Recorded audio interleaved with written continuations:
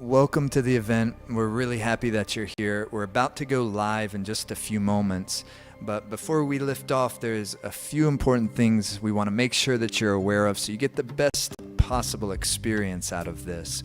First of all, the sound current is supremely important to us, the musical experience. So if possible, we really encourage you to use good speakers or headphones to experience the class with. Second, if you have any pre-existing injuries, please take care of yourself, modify as you need to. Don't risk exacerbating an injury because of a yoga exercise. If you have any pre-existing medical conditions and you're not quite sure if this would be good for you, please consult with your primary healthcare practitioner and make sure it's the right thing for you. Also, make yourself relatively comfortable. You can use a cushion, and in fact we encourage you in our seated positions, meditation practices, to use a cushion. It helps lift the heart up, keep the spine straight, and it's more ideal for the flow of energy in the body and for the meditation experience. You can even be sitting in a chair with feet flat on the floor for those of you that are unable to sit in a meditative sitting posture on the floor. Just use a chair, and for many of the exercises that will work perfectly fine. And then lastly, if you're having any problems with the video streaming, try refreshing the page, or if you see a gear icon on the video, adjust your resolution. If you're new to this type of thing, just take care of yourself. If there's something that you don't quite understand, I wouldn't worry about it too much. Everything that needs to click will click after a few times of trying it out. Enjoy the experience. We're about to get started in just a moment.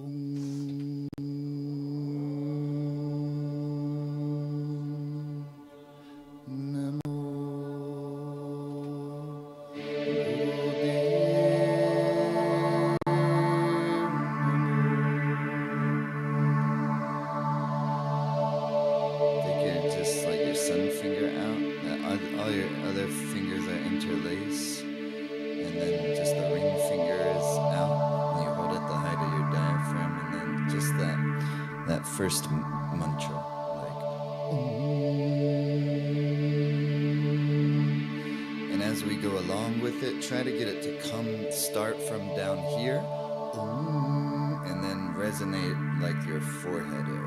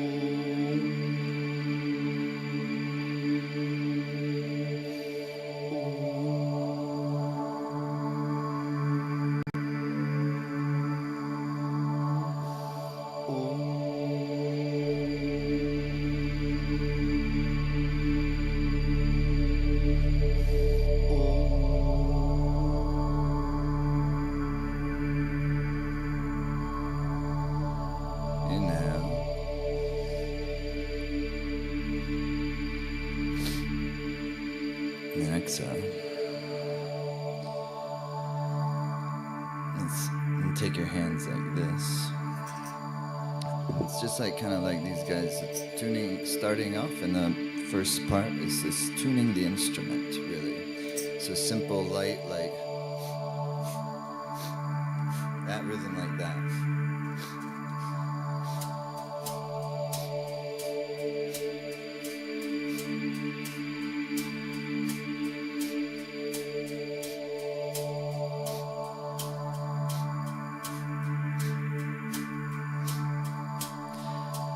Again, just kind of like tuning the instrument of your body and your mind.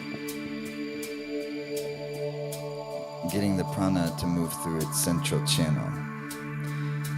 And doing it in a rhythmic fashion, like that, soft rhythm.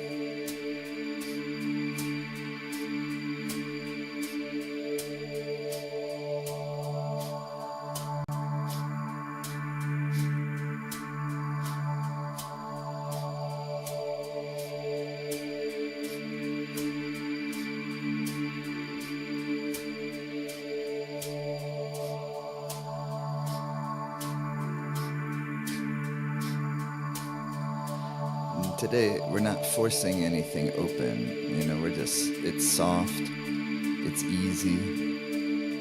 After all, we have all day.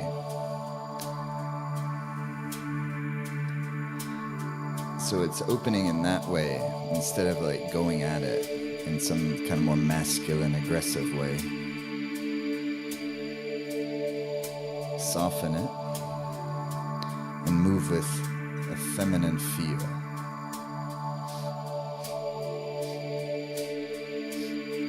Not in a rush.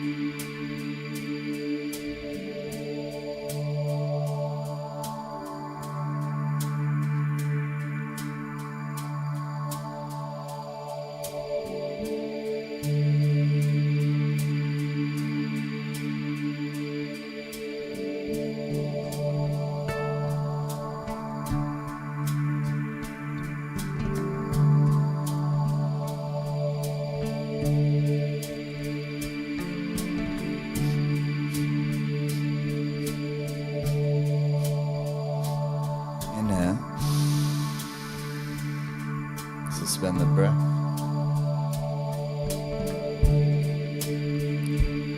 Exhale. Take your hands like this, up to your shoulders. Like this. Stabilize any jewelry. Like that.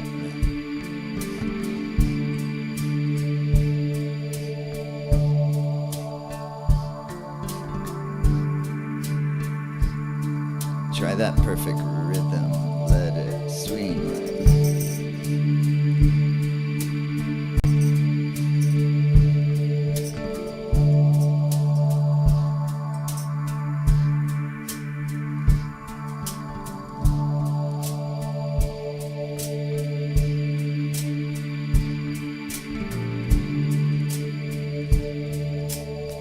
Deeper the breath rhythm.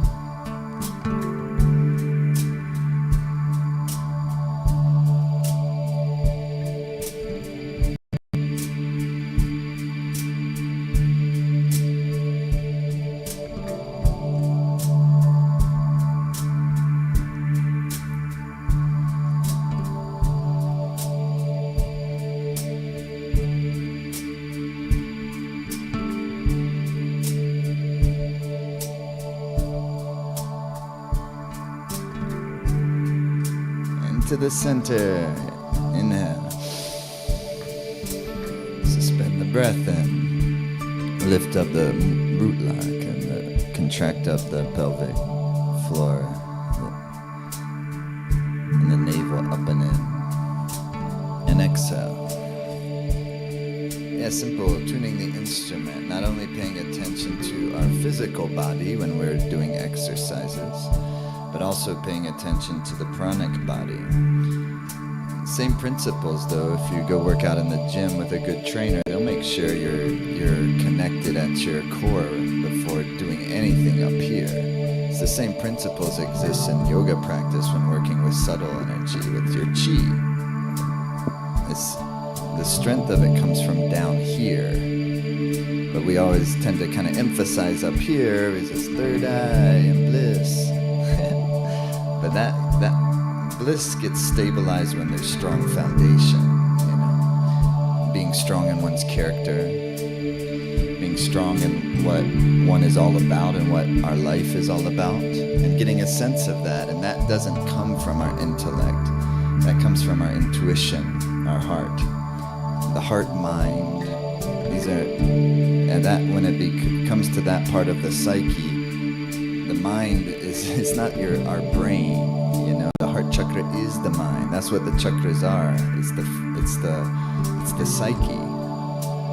The Muladhara root chakra is about our ability to just feel all right and feel safe in our bodies and feel safe on the planet Earth, relatively speaking. And that's a safety that we can develop that can stay with us no matter how turbulent everything else gets. That's the beauty of sadhana, of having some type of a regular practice in one's life, some type of a daily practice. Something to consider is because then it's keeping the one thing stable that you actually have control over. Because everything in life is always going to be changing and we can't depend on outer circumstances. But what we can depend on is our own consistency. We can. What we can depend on is our own resolve and our own ability to take care of ourselves. So that's what sadhana is all about. Muladhara chakra, then you go Swadhisthana chakra, second chakra. This is your creative power. It's so powerful that in its material expression, it can create another human, right? But on the subtle expression of it, it's the creativity of our life that we're using all the time. It takes creativity to maintain anxiety. So when the subconscious mind is and its patterns are dominating our better intent, our anxiousness, or our passive aggressiveness, or whatever it is that we all have, is kind of hijacking our creativity in a certain way. In other words, it takes over the mind's flowing energies, and it puts it in the patterns that reinforce those emotional states. Make sense? This is just our lives. No big deal. However, that's not like a way to live. And so when we can gain awareness of the patterns of our mind, although that is difficult to reckon with, because I have to be honest with myself. But when I do that, it gives me a great power. What it does is it makes me, it's like step number one is realize you got a problem, right? To get rid of any addiction, you gotta realize you got a problem. I got a problem if I'm addicted to kind of insecure way of living. I'm the only one who can do anything about that.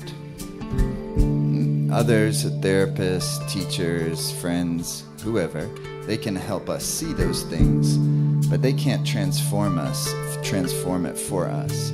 Even plant medicines, things like that, they can help us see those things, but they can't transform it for us. Never. We do that. Why would I give my power away to something? So I would like to take responsibility for my own happiness, because I think that's the only way to stabilize it, really. You know what I mean? But that means work.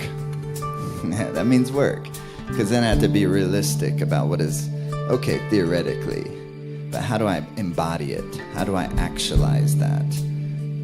And put it into some sort of a practice.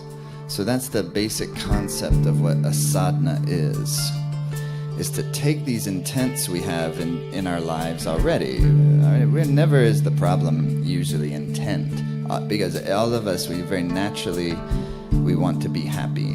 Very naturally, we want to thrive. We want to stay alive. All of us want to experience love. All of us. Really, I think down to every living thing. And we all want to know what is real and what is true. We don't want to be confused in delusion, in illusion. But that's what the mind is, kind of the obstructive mechanism of, is us experiencing love and us experiencing happiness. So then the yoga practice and putting a sadhana in place becomes your kind of one's mechanism to transform the tendencies of the mind that we become aware of, so that it's no longer dominating and perpetuating our miseries, but it's actively causing us to lighten, purify those tendencies, and then get the more desirable expression of what that energy is all about. Because the same thing that makes me passive aggressive can make me wise. The same thing that gives me depression can give me the sweetest devotion. The same thing that gives me anxiety can connect me to all of life. Because anxiousness is about the future. Depression is about the past, generally speaking. And so our mind's tendency to be projecting itself into the future, or to be dwelling on the past, it's kind of it's in a certain way its natural inclination. So that's the nice thing about prayerfulness. Even those of us who are more secular minded, I think, can have some concept of prayerfulness. And prayerfulness in this case just means making sure that if your mind is going to project itself out into the future, that it does so in a more relatively positive way, versus the mind's tendency to be projecting itself to the future in a relatively negative way, that stokes inner fear. And that's why under the surface, when you lift it up, so many of us were living with a subtle yet chronic and perpetual anxiety. Right? Why wouldn't we? It's nuts. What is it, this world? Of course we are. But that doesn't mean we have to.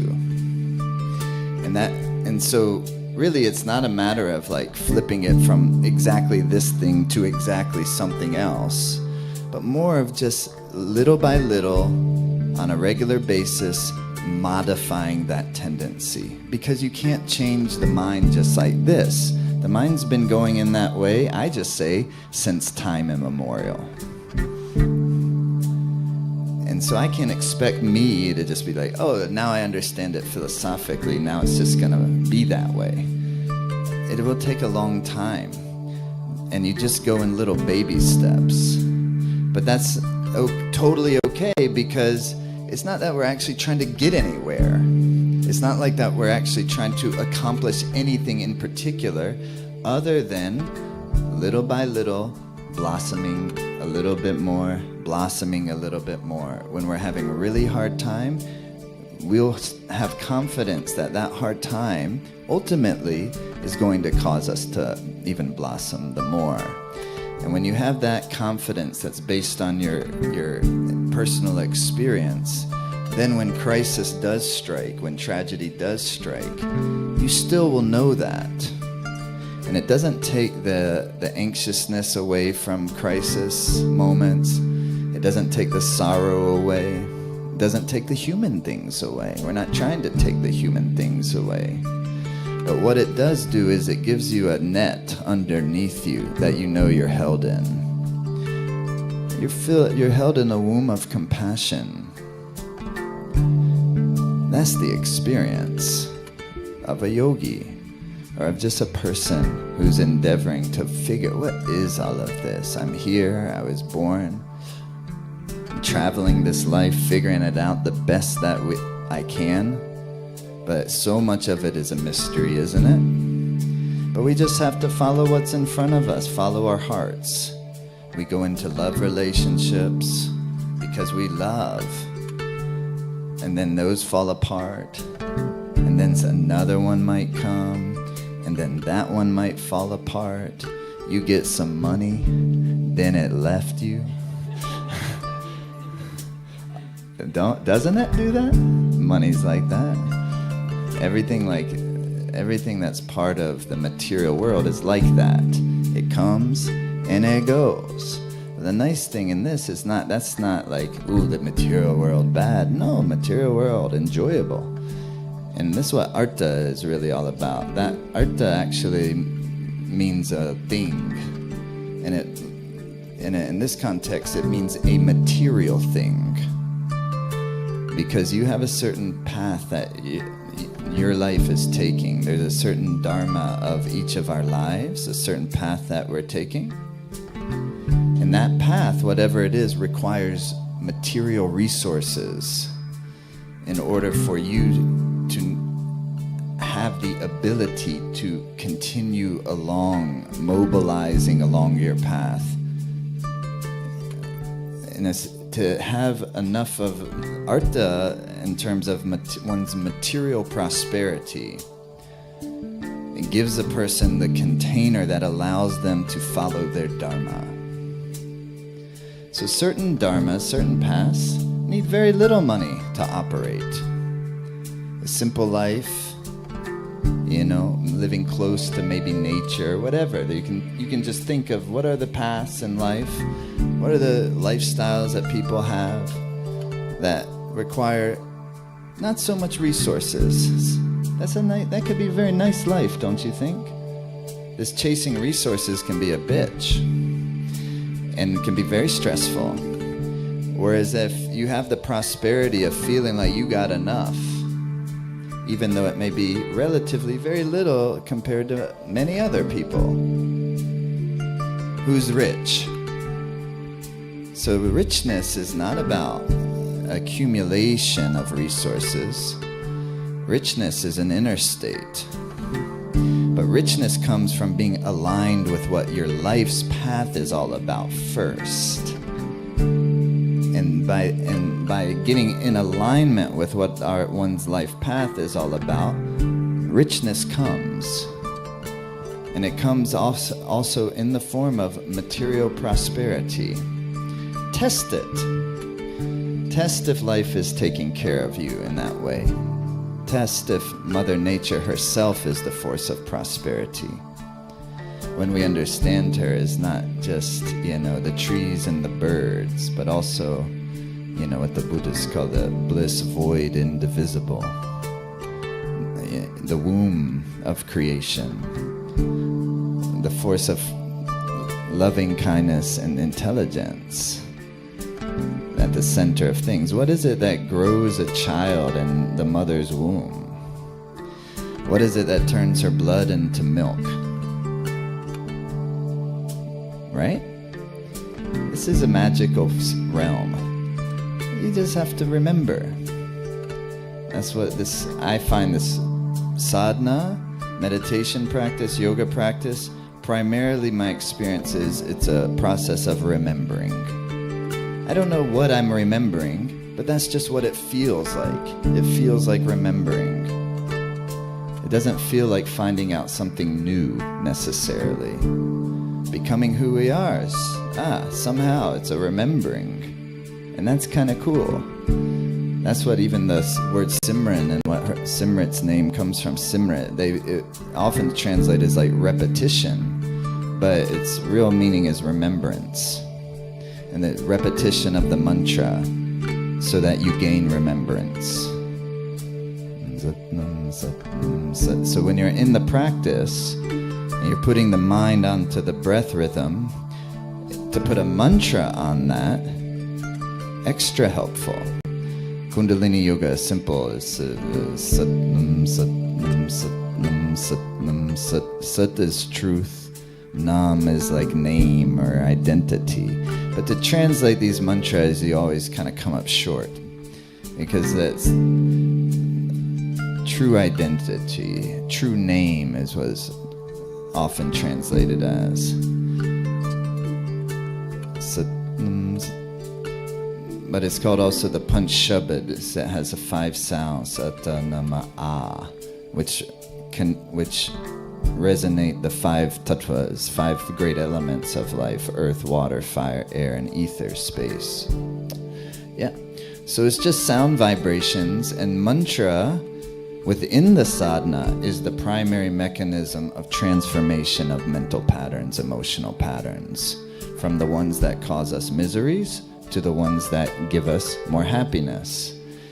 It's nice because the only thing we really have to do is kind of purify the more dense mental emotional tendencies. Then very naturally the way of happiness emerges, because the way of happiness is how we naturally are. I think that's why it feels like remembering. And somehow or another, since time immemorial, my mind and emotional body and all of this psyche has got me perceiving in certain ways. You can see it in the person's horoscope. So many planets in the 12th house. And there's always doubting oneself, feeling insecure. But that doubting oneself, with time, can become the very thing that liberates that person. That's why, for instance, the 12th house is considered a dustana house, a difficult house, but it's also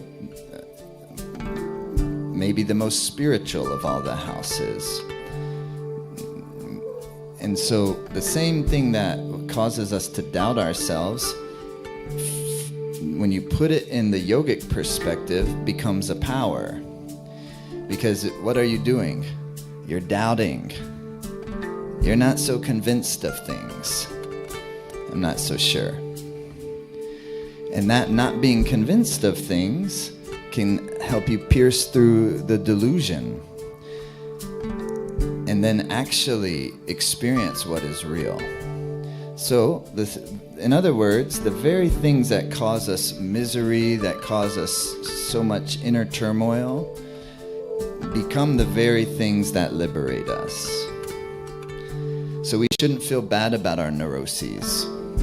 We should try to love ourselves in all the ways that we are already currently.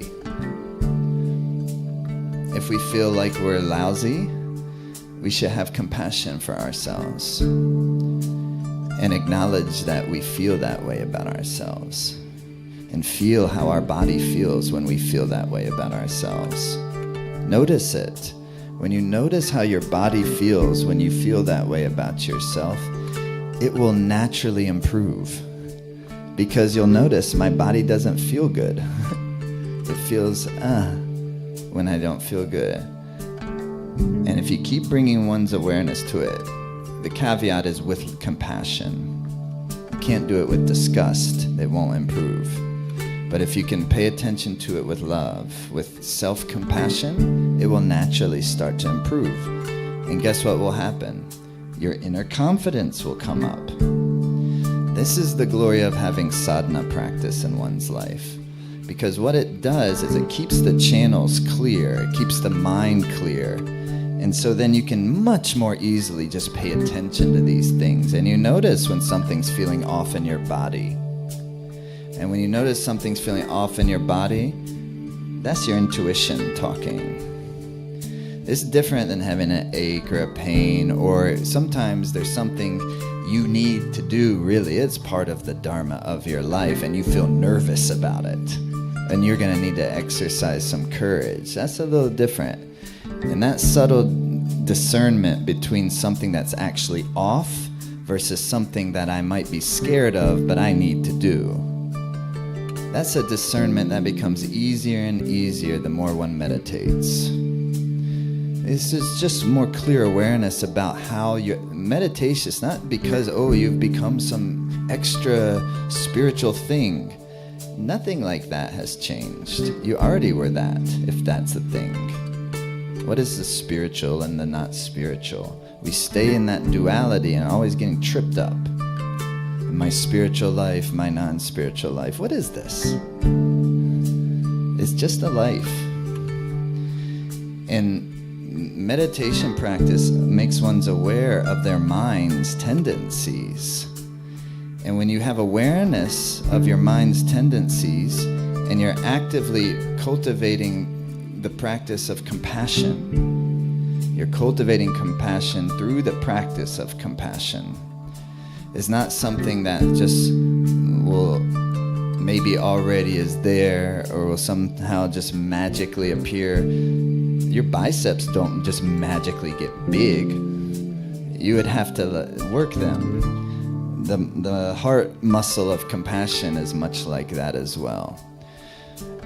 To cultivate the types of compassion that is going to give you the container to make you feel held in a web, held in a womb. That takes exercising it. That it's easy to have compassion for those who I have extremely beautiful relationships with. But it's my ability to feel and to exercise and to feel compassion when I'm being triggered towards that which is triggering me.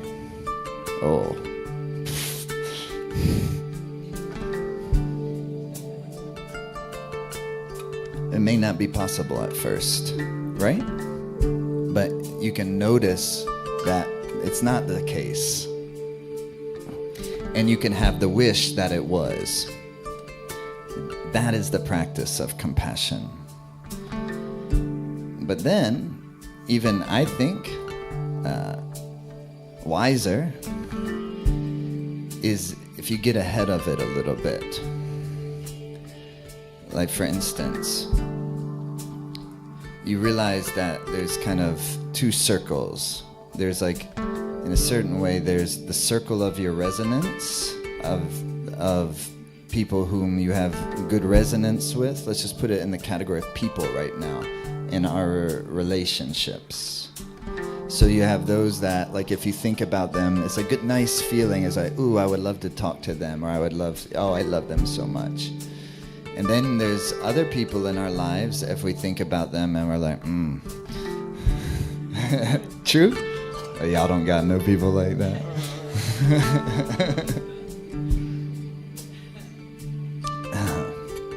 Let's be real.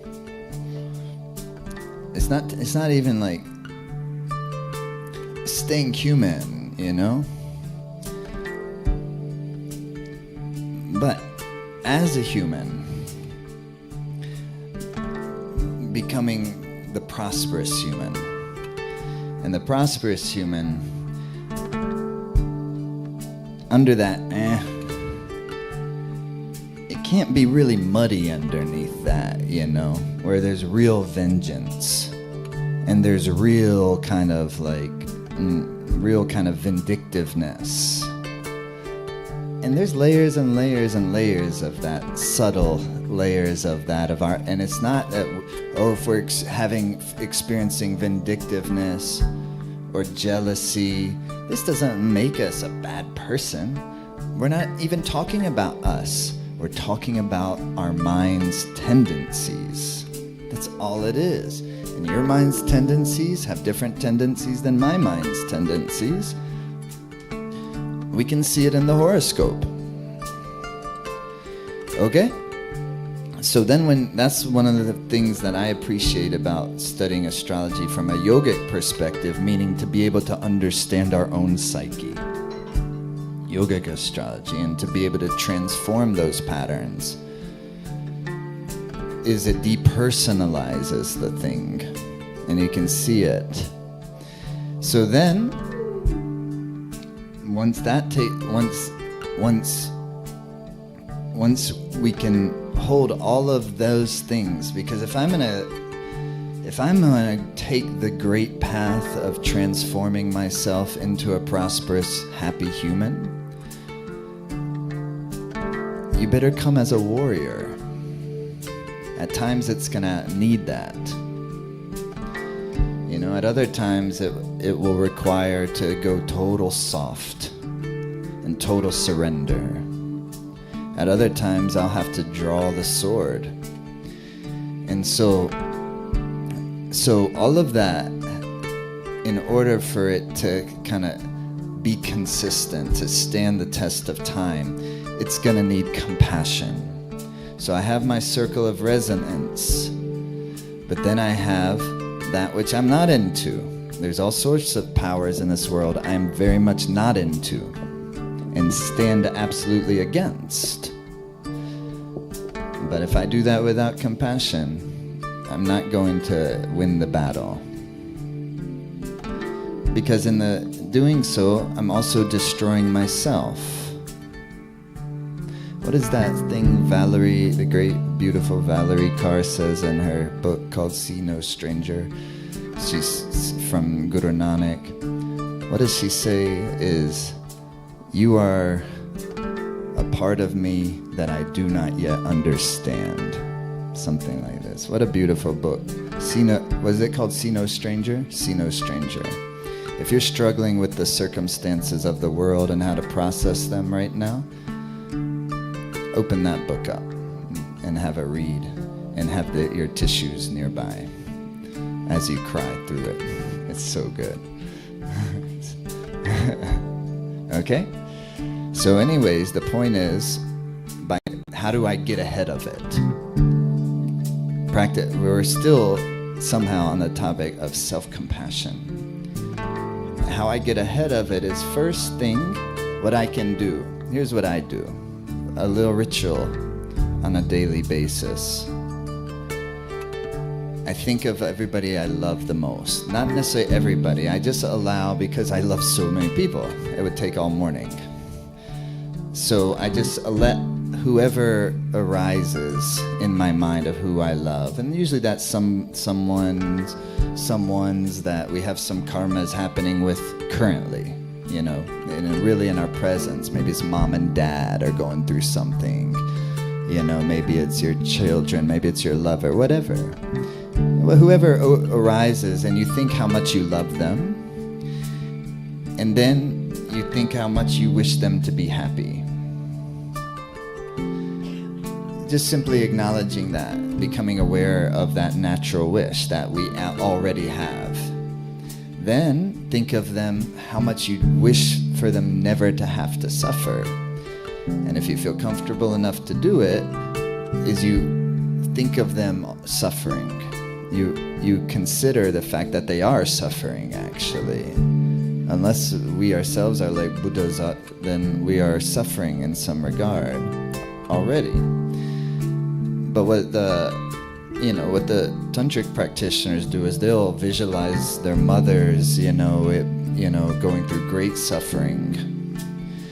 And even like in past lives, like they'll visualize like their mother as a deer being chased by a hunter in their mother's previous lifetime as a deer, and then arrow going into her and falling to the ground, hunter coming, take the knife, slit the throat, to arouse an intense feeling of compassion. Yeah, so you don't have to do that. But that's the idea is to arouse the heart of compassion. We're not manipulating their circumstances. We're opening our circumstances. You see? Because our circumstances are already intimately interwoven with all of our circumstances. None of us are separate from each other. So it's harmonizing the relationship to life. So I think how much I want them to be happy, and I think of how much I don't want them to have to ever suffer. And then you think of actually how they're already happy, and how actually they do have some happiness, they do have some good fortune, and you get happy about that. And you have the wish that may that cup overflow. Yeah? Okay, that's what you do for your loved ones. Then you think of your enemy. And that just means an adversary. I know here we're all spiritual and we don't have enemies. Yes, we do. That just means who's giving adversarial energy to you in your life. It could be a big governmental force. It could be the Illuminati. But usually it's going to be some person in your life that's really like causing you difficulties. Maybe they're wishing you harm. You with me? Then you wish for them to be happy. That's the practice. You wish for them to be happy because actually if they were truly happy, they would no longer wish you any harm. And everything would harmonize much more easily. And then you realize that they're actually suffering. For anyone to wish harm on another means they themselves are in a state of tremendous suffering. Especially when that suffering is being perpetuated on a massive scale. These are immense states of suffering. And that is the philosophical context that can allow a person to feel compassion towards the forces of evil. Forces of evil are the forces that are inflicting suffering on living beings. Yeah? So, to wish those people happiness, because happiness would not harm another. So we need that happiness to come. And to feel compassionate for these hell realms that, not that they're going to, they're already in. You know what I mean? And then, that's how you practice, because these are called the 4 boundless attitudes. And to me, they are the foundation of the prosperous human. And the first boundless attitude is boundless love. That's the wish for happiness. The second boundless attitude, is that right? Boundless love is the wish for happiness. The second is boundless compassion, and that's the wish to be free of suffering. Then boundless joy is that where there already is happiness, let that flow. And what it also is, they call it sympathetic joy, which means, this is the 4 boundless attitudes from the Buddha.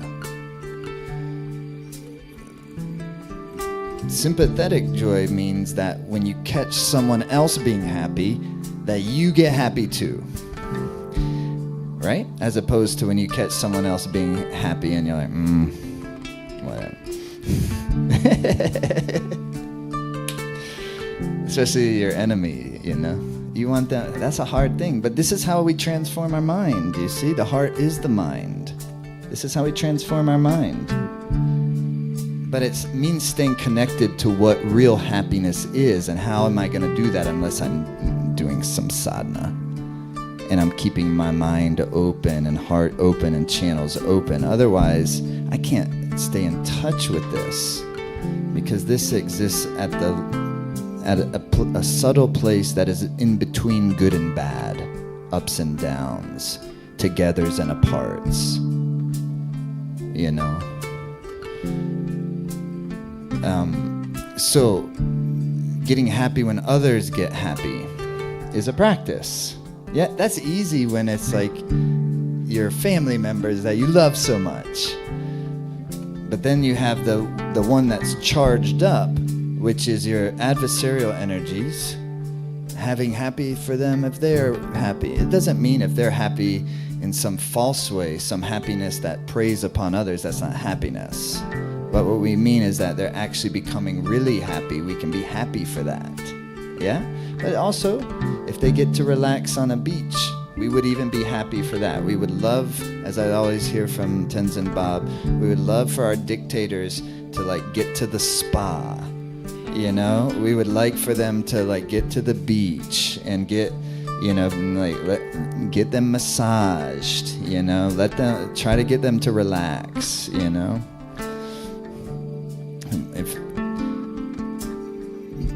And that's important because of what is our inner disposition. So our inner disposition towards all of this stuff becomes so important.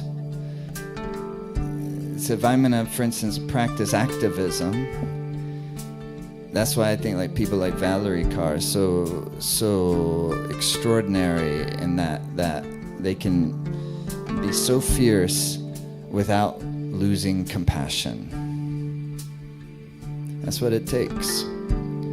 Otherwise, we just are perpetuating the polarization.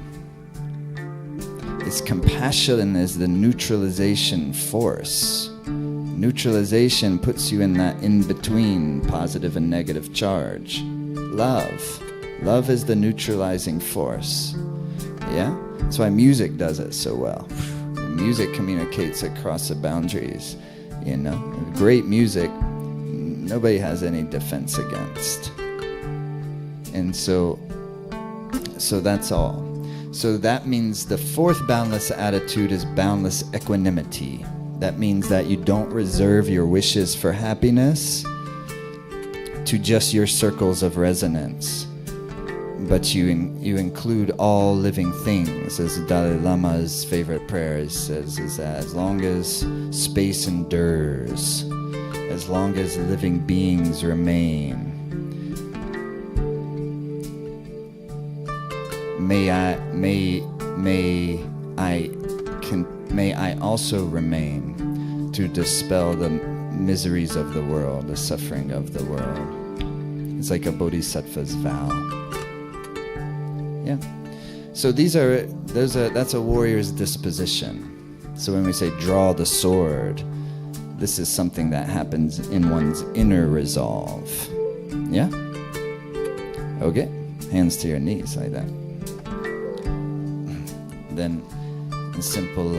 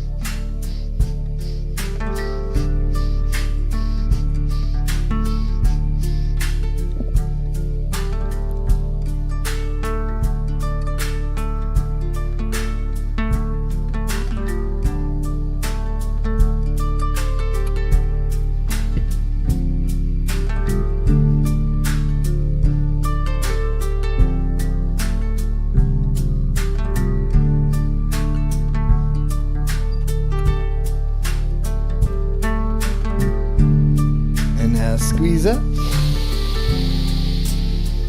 Exhale, release. Good. Stretch the legs wide open. We're gonna work out a little bit this morning, if that's okay with y'all. Inhale, center. Turn to either side. Exhale, full. Feet are flexed, right on your sit bones. Inhaling, lift. Exhaling, down.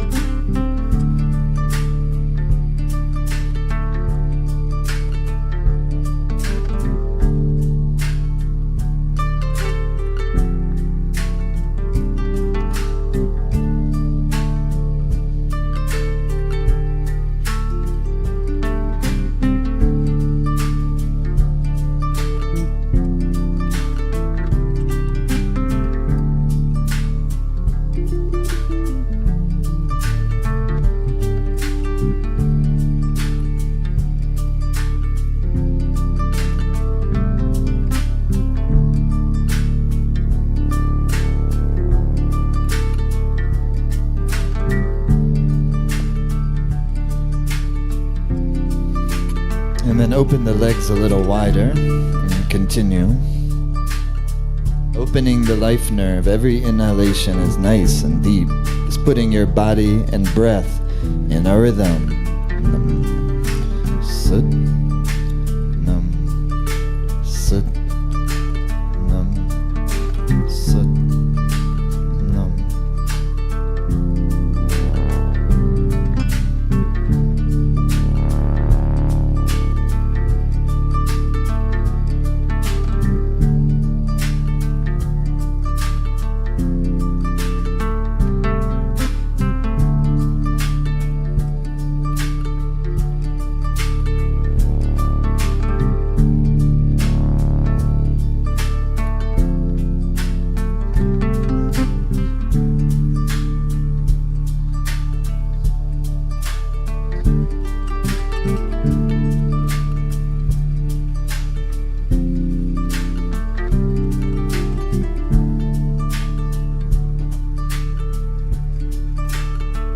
Inhale, center, and then hinge forward. Exhale, down. Inhale, lift. Exhale, full. Inhale.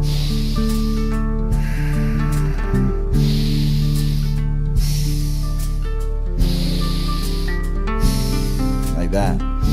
You see, your feet are flexed and the toes engaged, and when you lift, you kind of use the legs, you press the legs down into the floor to help you lift. And when you lift, you fill up the lungs. Like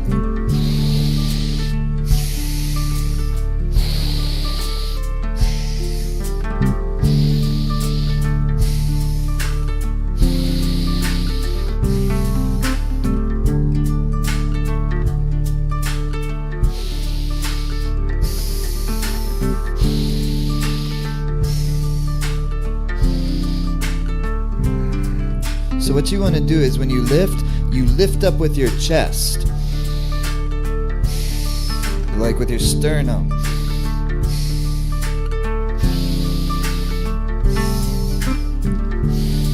And when you fold, you lead with your heart.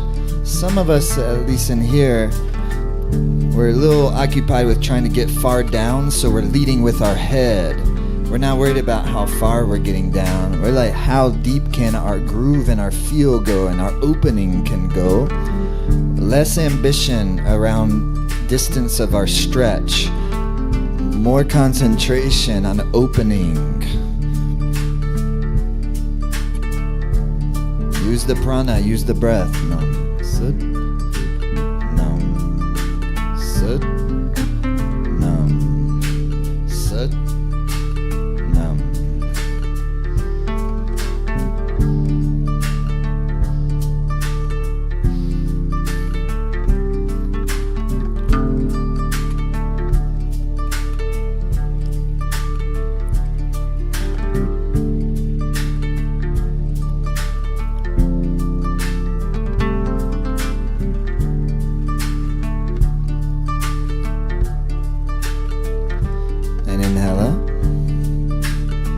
Exhale, fold. Lovely. Good, and come back sitting.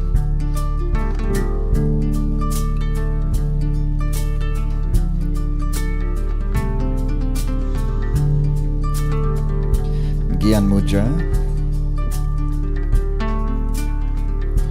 Have a little water.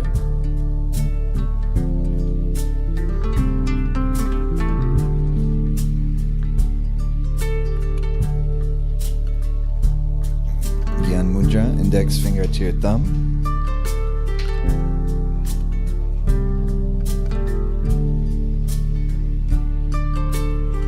O-shaped mouth.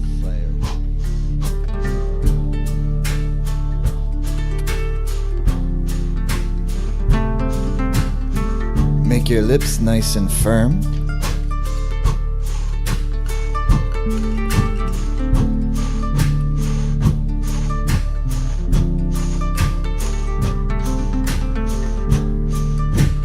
From down here.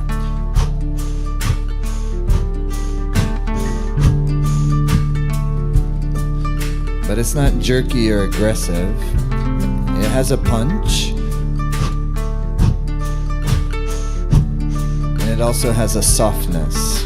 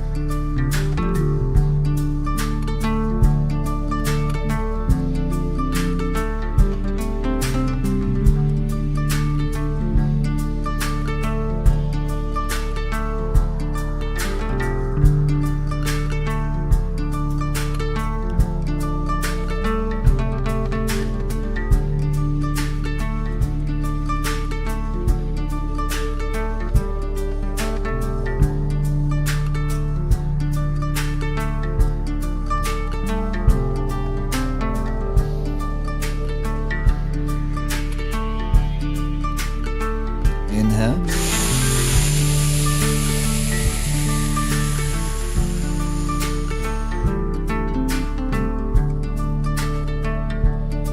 And then exhale. Good. Arms out to the side, like this.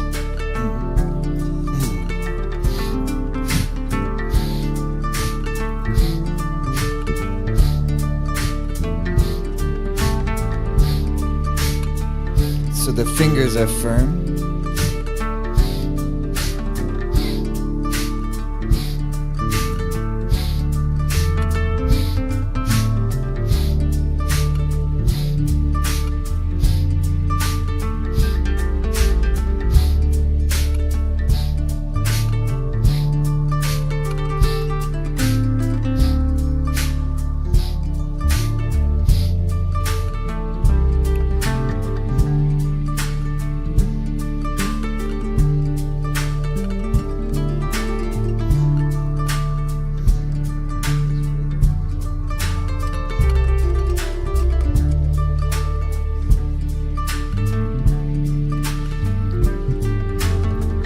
.60 seconds. Fingers are firm, yeah? This is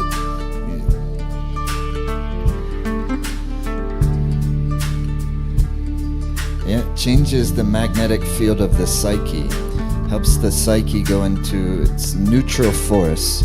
Neutral mind is the meditative force. Neutral mind doesn't sound sexy, but it is.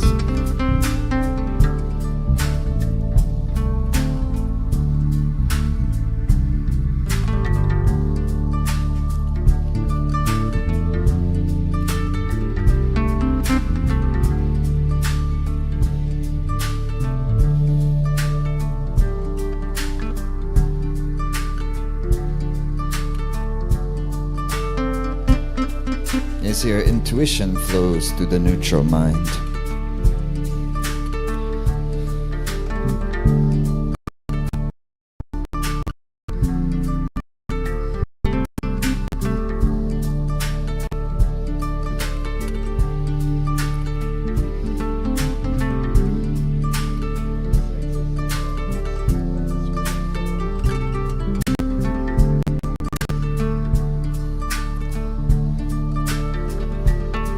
Five seconds.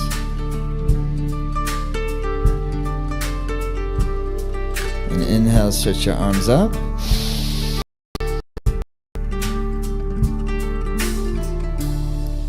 Suspend the breath. Hold the posture, exhale. Inhale deep.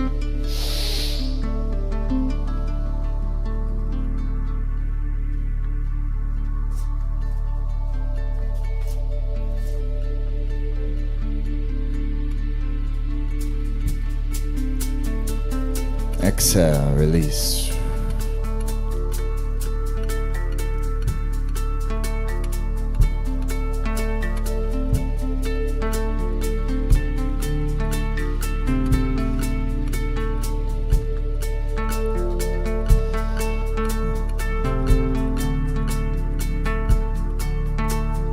Nice, Jnana Mudra. Inhale. And through the nose. Make it light. The power will come. You don't have to make it powerful. Make it light and make it rhythmic.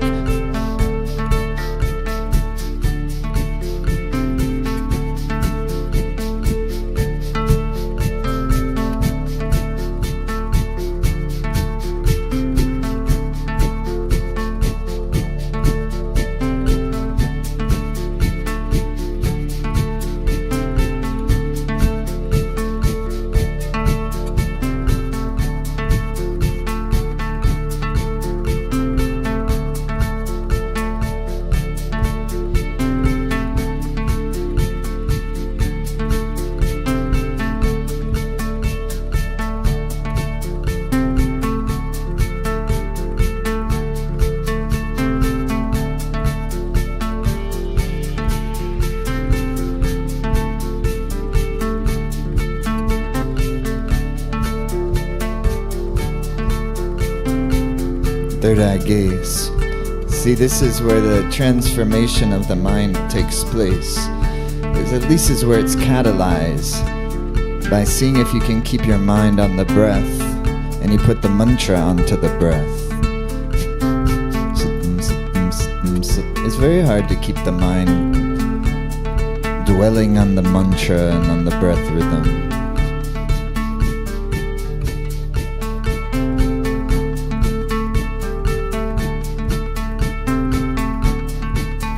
Keep the breath going, arms out to the side like so, fingers firm.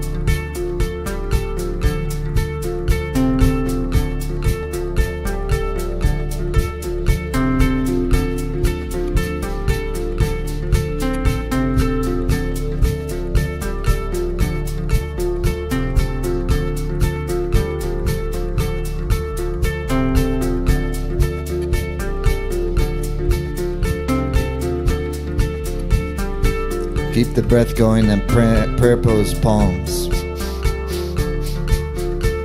See if you can keep the gaze of the third eye, palms together. Chest lifted, you see? Shoulder blades released. Sitting tall, regal. Soft and strong.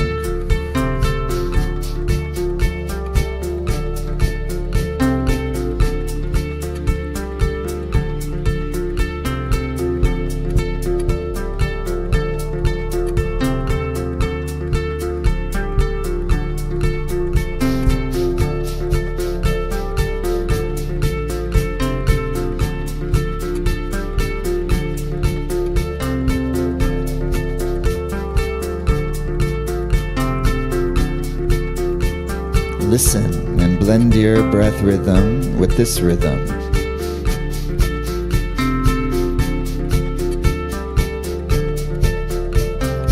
The exhalation and the inhalation are equalized. Try to keep your body still, otherwise chest out, shoulders down.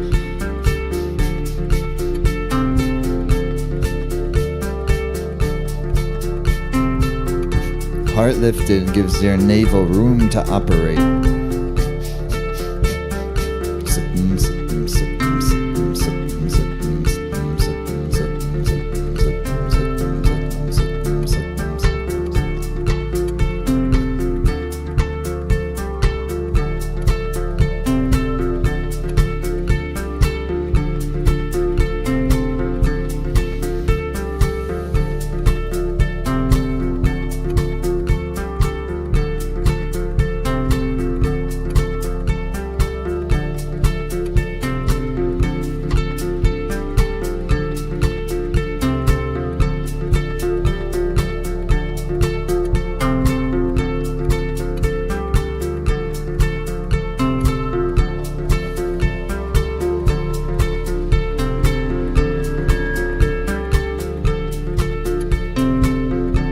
Inhale.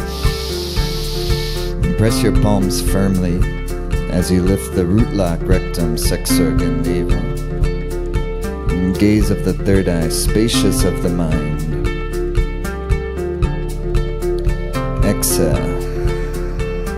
Inhale. Press the palms firmly so they shake. Press so deeply.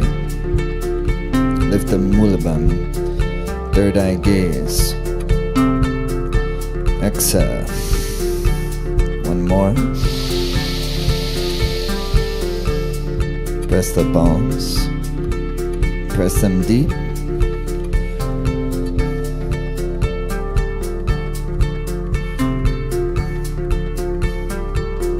Exhale. Fantastic. Okay, come onto your backs.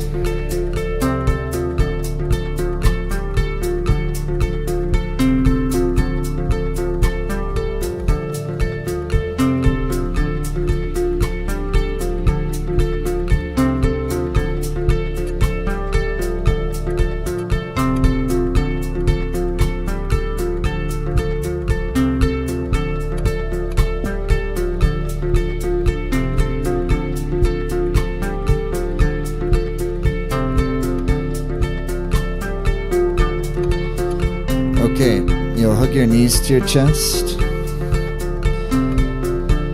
like Charlotte is if you're not sure. She's always there.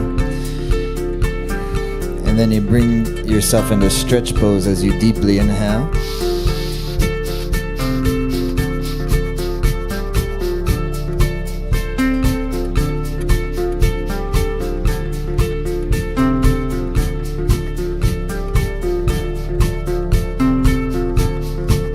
Inhale. Exhale, relax. That was a little test run. Next time we're going to do it again.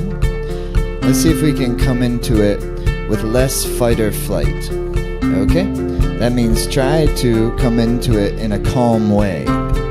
Even though it's a demanding exercise. Demanding exercise needs your calm. Okay? that allows you to kind of go into it. If it's straining your low back, hands under your butt and fists.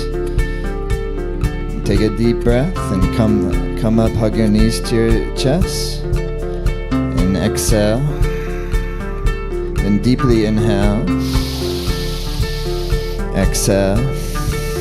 Now come into the stretch pose with the deepest inhale.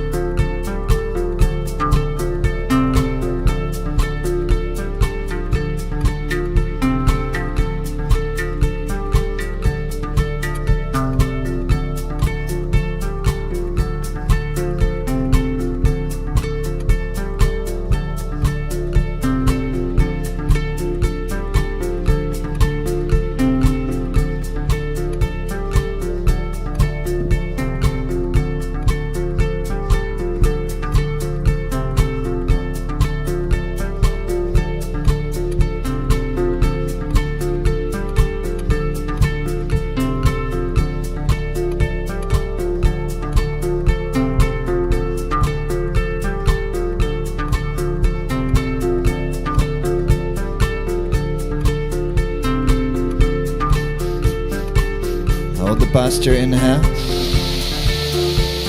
Draw your navel in, lift the pelvic floor. Draw it in deeper. Deeper, relax.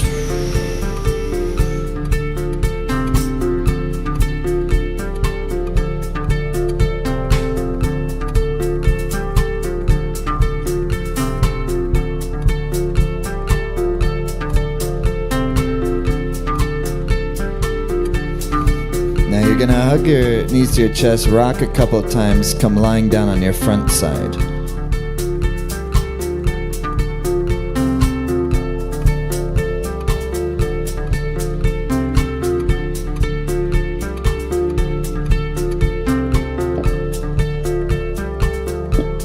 Remember to take care of your own bodies when we're doing these spinal extensions.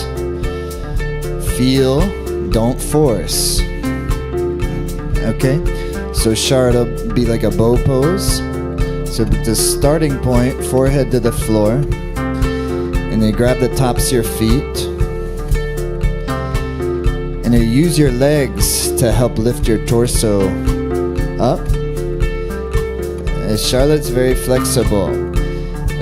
That's the movement. So you're gonna relax out of it. Keep the feet, and then I want you to inhale, just gently come into the bow pose, and then exhale down. Inhale, exhale down.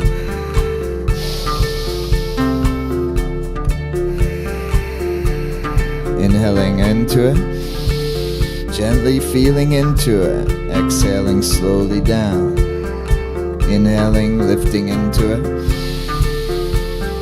Exhaling down.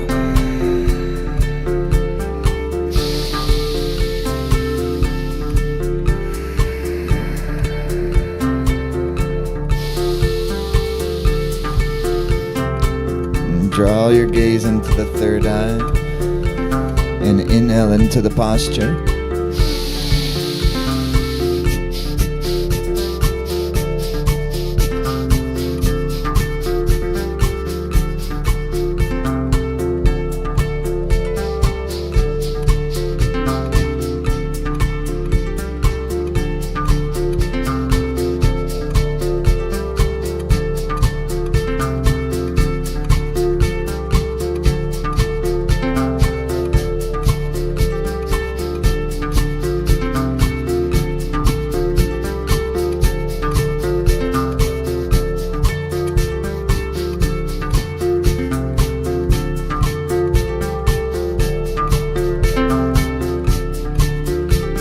Inhale, lift up, exhale, relax. Winter solstice, recharge. every solstice, every equinox, you take the vehicle in for a total tune-up.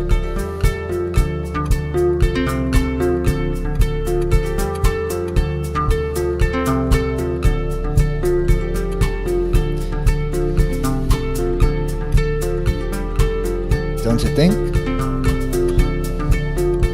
Uno más. Grab the tops of the feet again.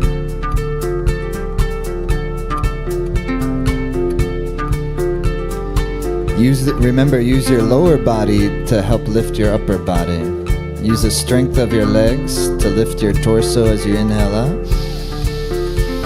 Exhale down. Inhale up. Exhale down. And then this time into the posture. Inhale up. Now this time with a relaxed mind and a rhythmic breath, gaze the third eye. Wonderfully transformative kriyas. The more present you can be with them by bringing your energy into the breath. Supum, supum, supum, supum, supum, supum, supum, supum, supum, supum.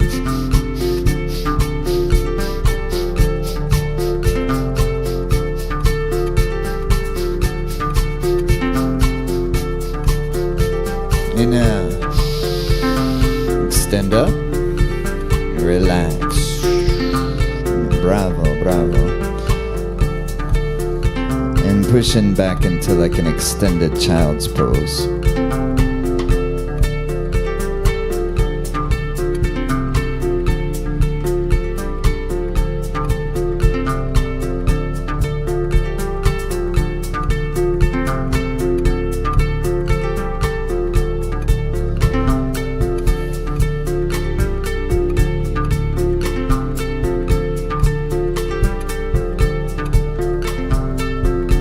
Make your way down to your backs.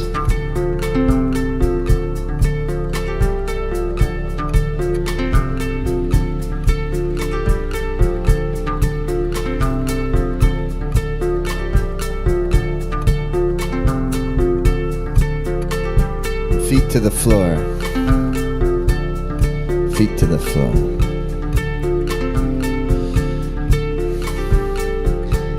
Hands down, palms down.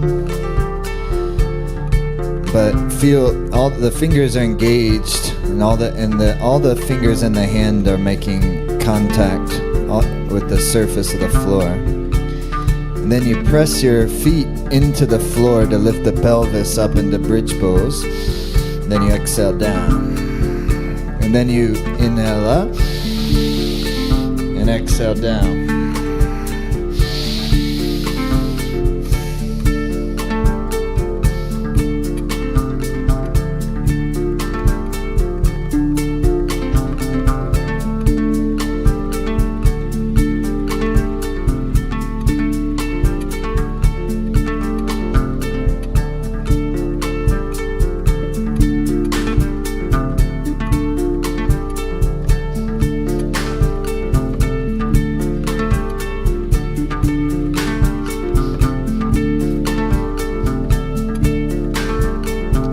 Exhale down and inhale into the position.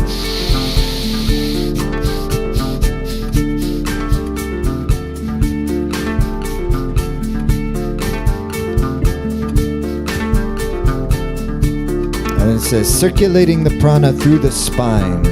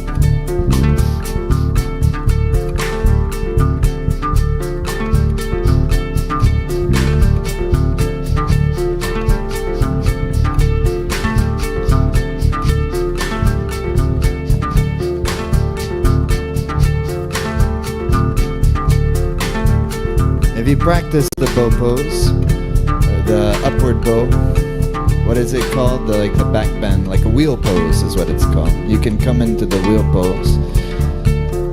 1 minute.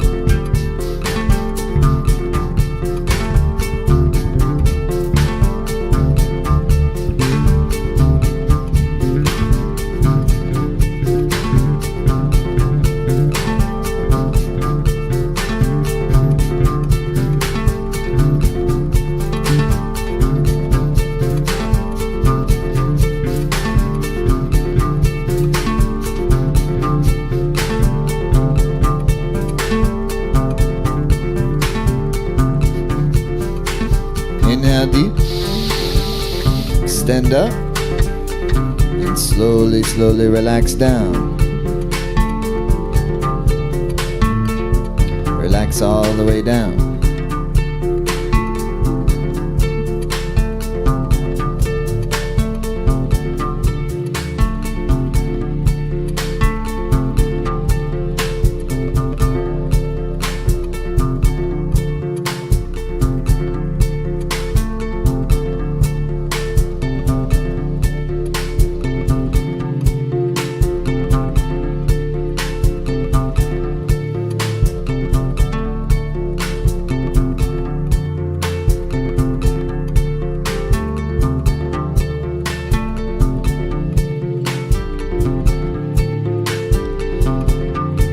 Okay, hug the knees to the chest, and you'll come sitting up with your legs out in front of you. And Charlotte can demonstrate this modified fish pose. So feet are be flexed, and most important thing is you're sitting on your sit bones.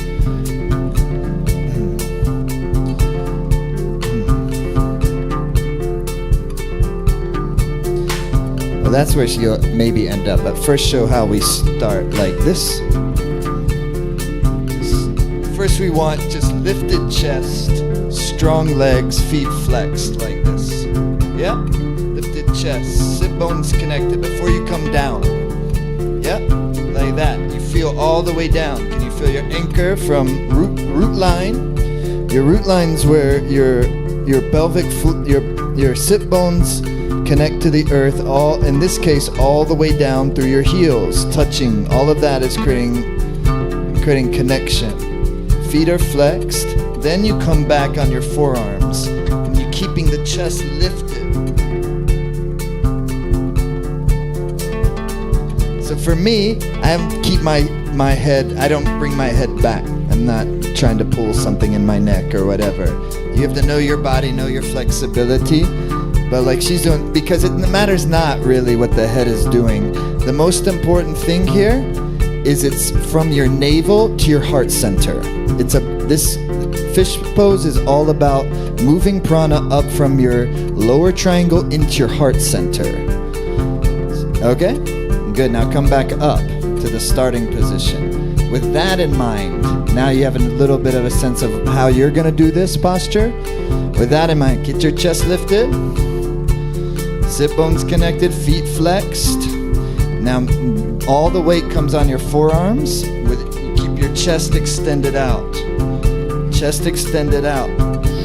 Inhale.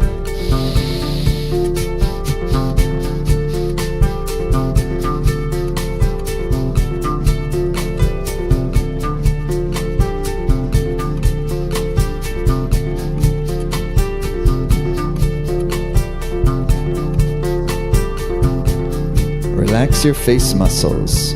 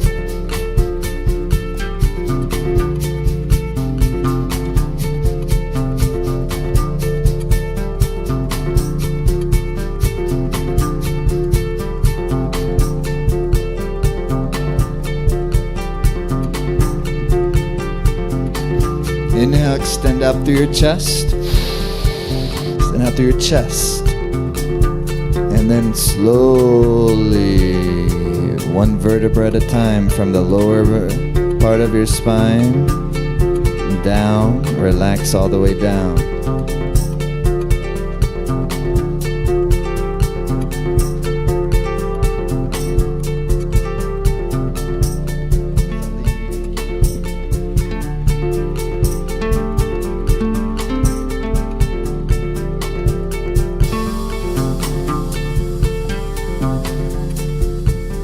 Just relax for a few minutes.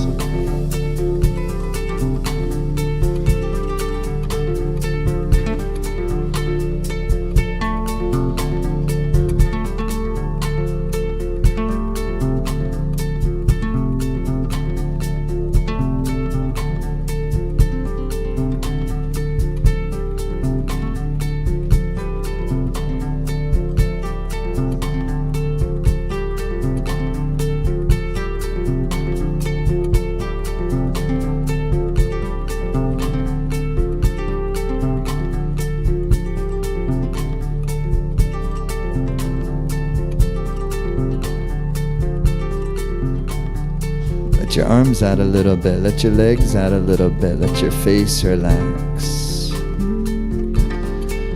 Beautiful. Beautiful job. Let the body just be relaxed. Let your jaw and your tongue relax. Let even the muscles of your face relax.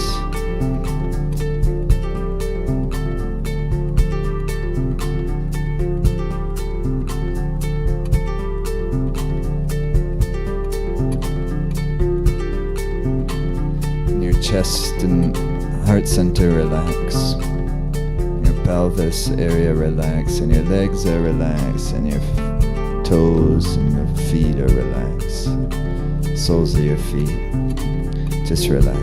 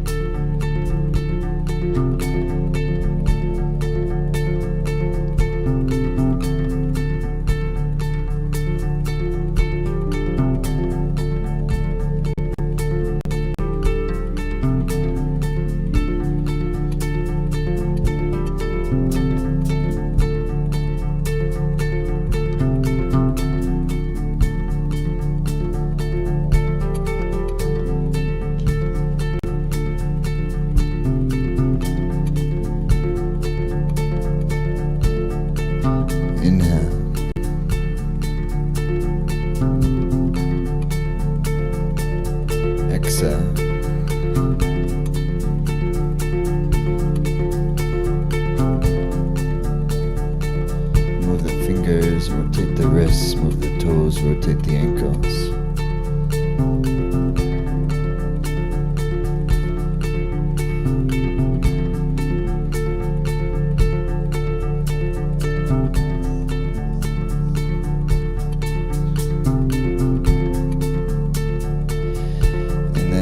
Hug the knees to the chest, rock and roll a few times to come up. Your hands are going to be in the lap like a Buddha's posture, like right on top of the left with the thumbs touching. Thumb tips touching. And this first of these two kriyas, these two kriyas, and then we'll take a half-hour break. Yeah? So for these two, see if you can like this. First one, you pucker your lips, and you're gonna inhale like you were drinking a milkshake, and it won't really come through the straw, but you gotta get it, because it's a milkshake. And you go, and then so you inhale, and you just keep inhaling,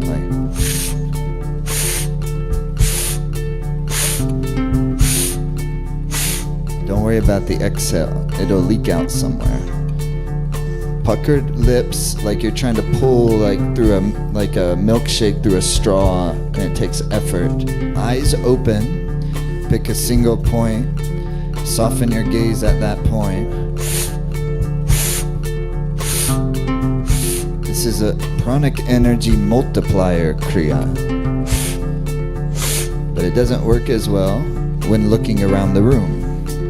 Works best when finding a single point in front of you, on the floor, on the wall, doesn't matter.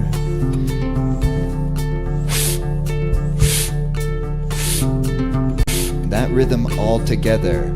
Listen.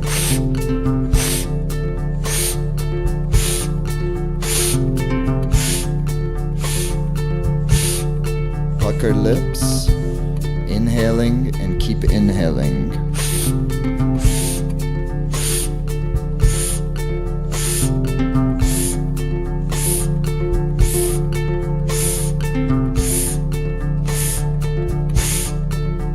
This is a very short one.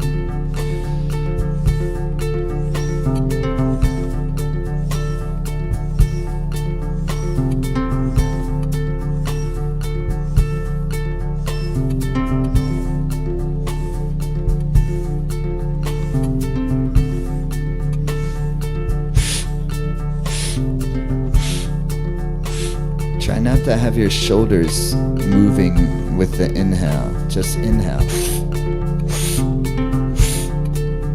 You don't have to try so hard. Pucker your lips and just...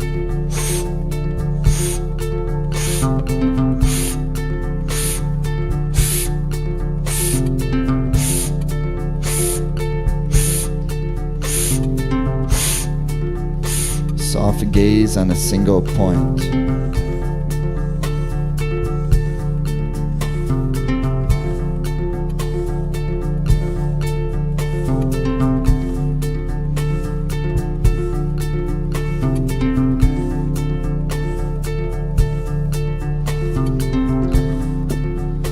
This kriya develops the pranic energy to multi-million cycles.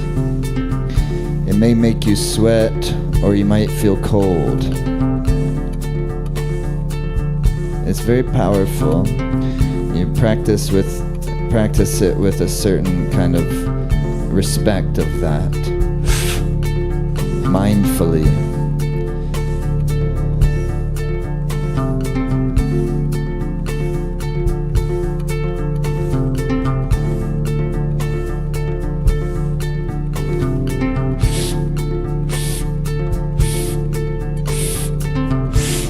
Your lips are pursed and extended out.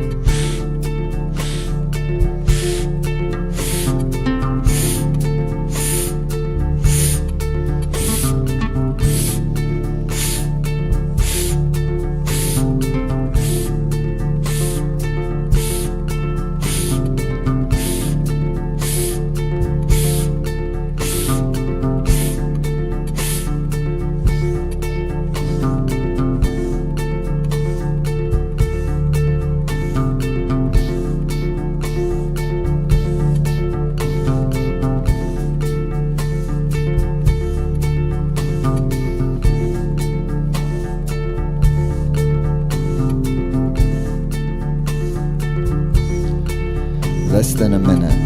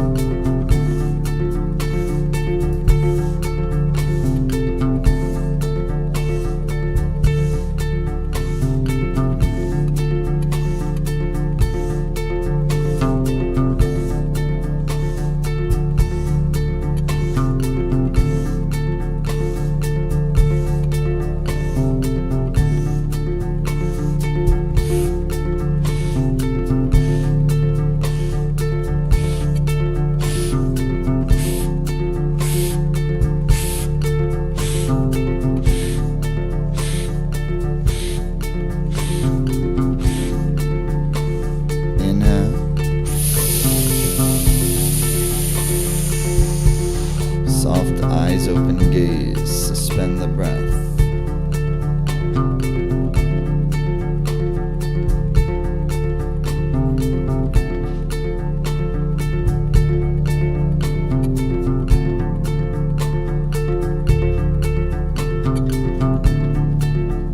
Exhale. And close your eyes. In these kriyas, developing your concentration capacities and concentrating your energy in a single gaze, stream of awareness called dharana. It gives you the ability to kind of penetrate into life with your awareness. See into reality, see into your life's path. But within the kriya, we're focusing on the dristi, the focal point, the point with the eyes open, the third eye, the tip of the nose. And when the mind goes on its wandering or its reactivities, you're still steadying the gaze again and again.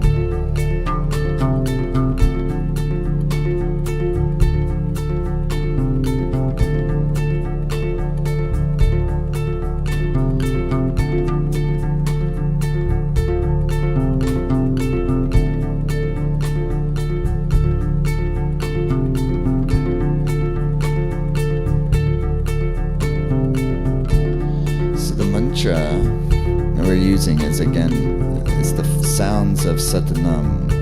Sa, ta, na, ma. Sa, ta, na, ma. Sa, ta, na, ma. Sa, ta, na, ma. Sa, ta, na, ma. Sa. Like that. That's what you'll be doing though mentally. If you take your hands to like your temples, like this, bring them up above the head in about alignment with your temples.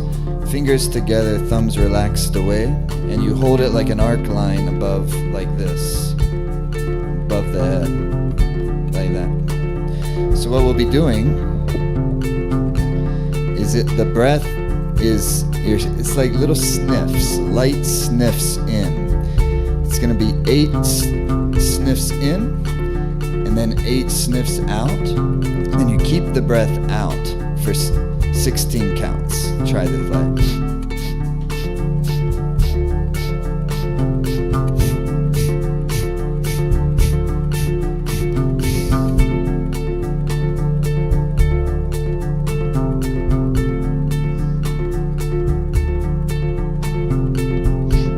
Do you keep it out for 16? 8 strokes through the nose. 16 beats. Right.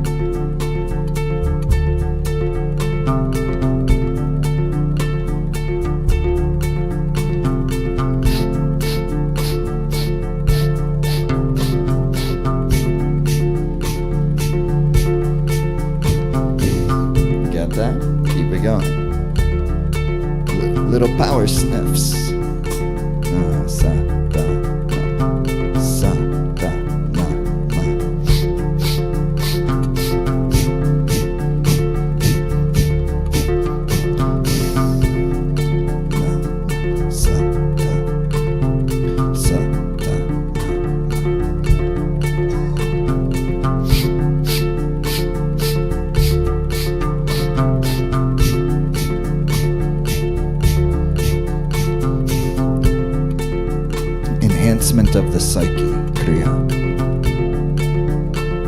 Sa, da, na, na, sa, da.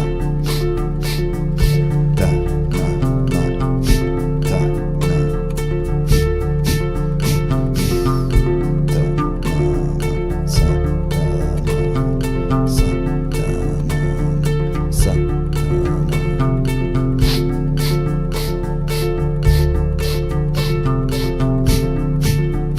Chest lifted, shoulders release, foundation under you, sit bones connected down.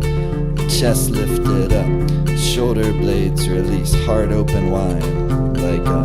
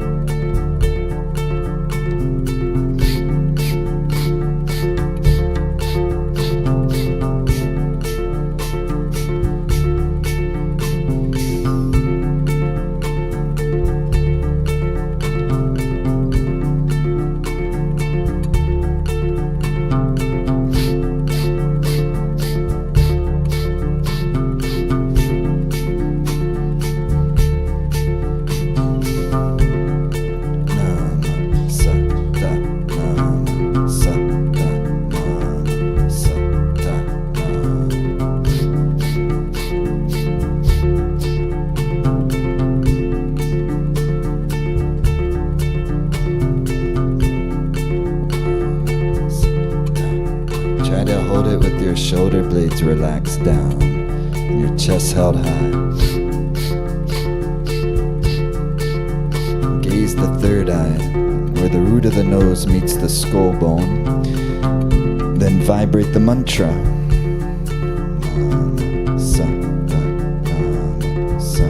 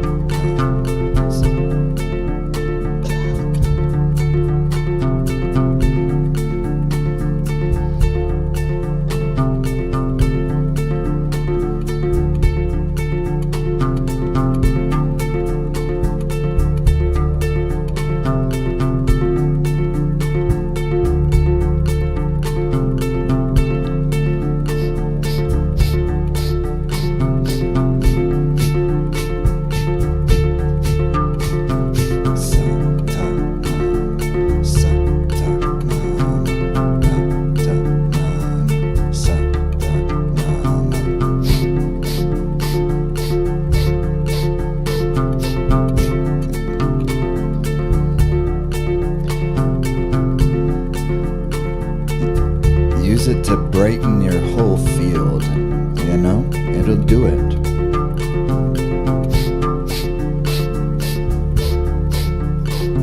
If it's difficult, allow it to be difficult and try to soften into that.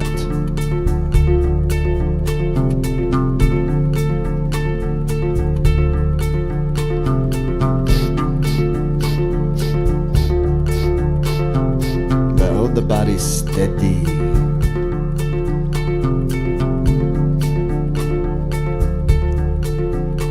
It's beautiful.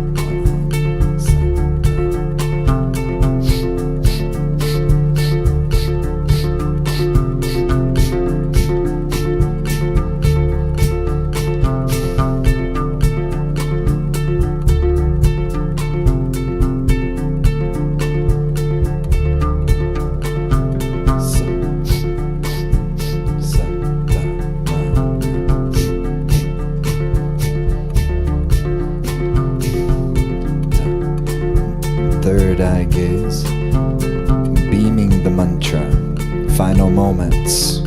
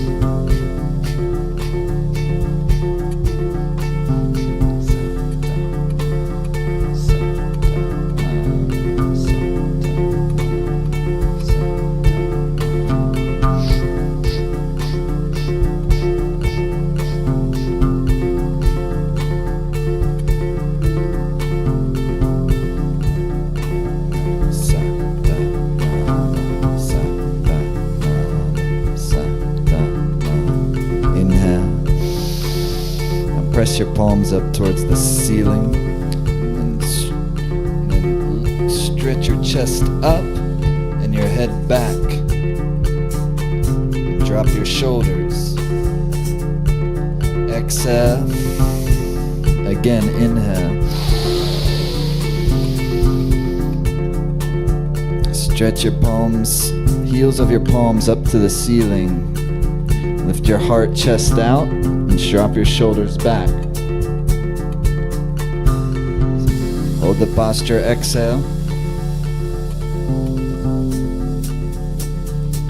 Inhale, press the palms up to the ceiling.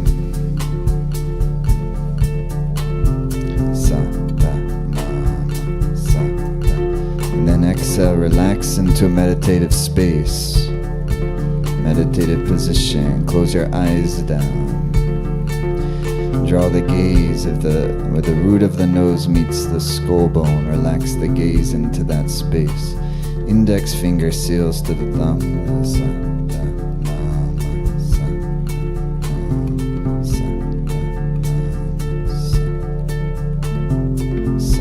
Just mentally in your mind, continue the mantra.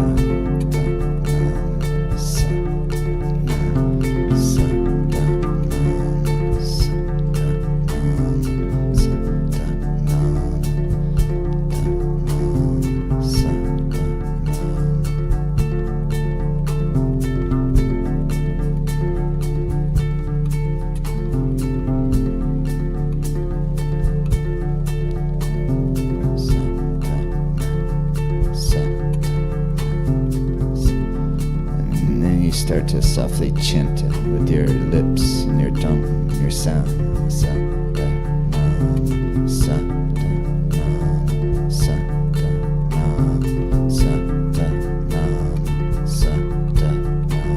It's a bit of it's like a mumble chant.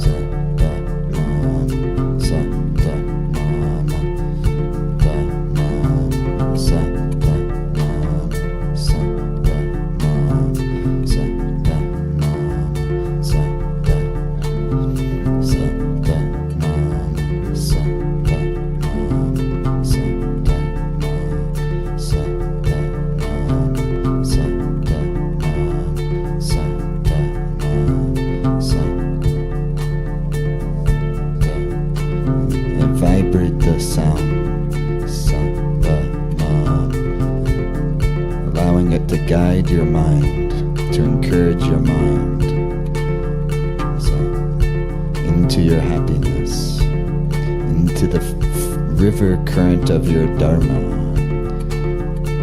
in the flow of prosperity.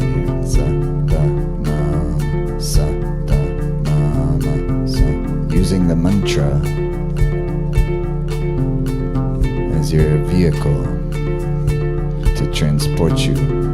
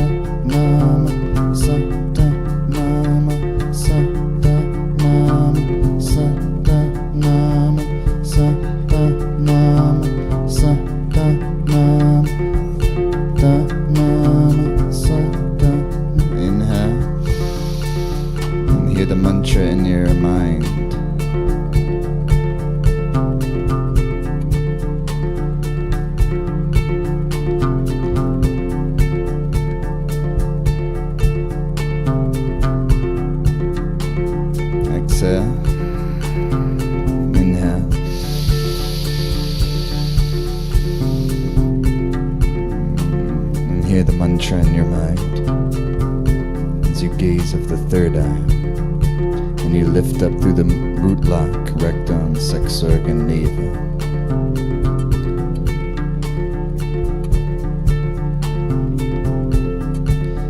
Exhale, inhale, and lift the root lock.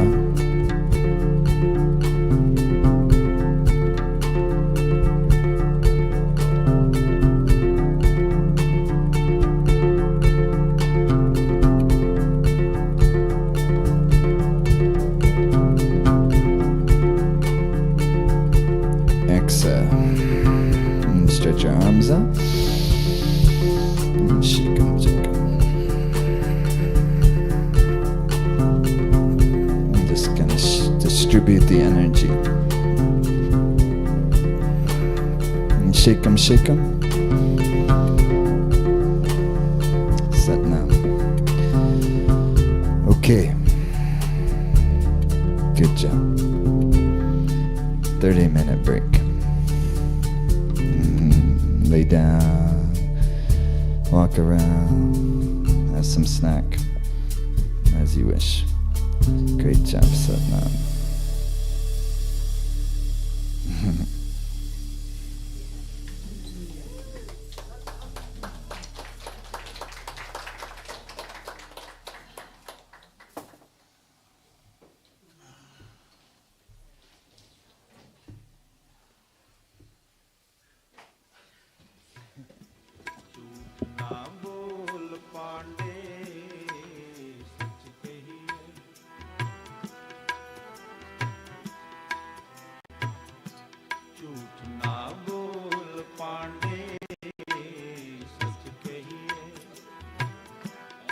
हम जाए शब्द कर लही,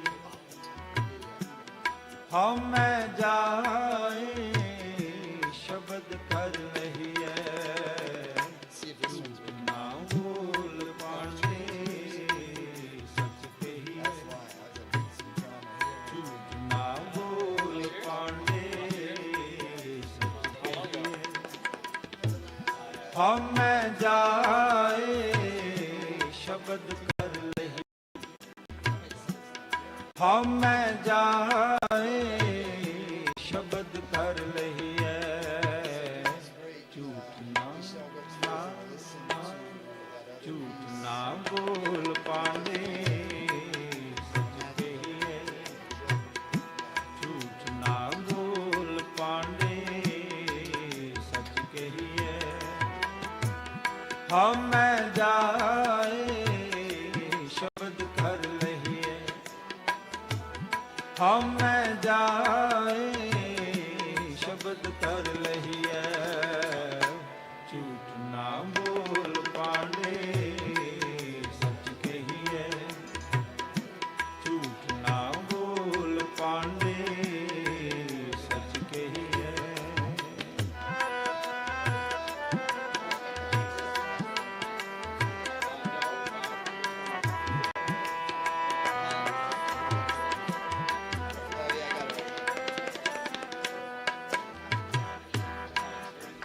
साहा गणे न करे विचार साहे ऊपर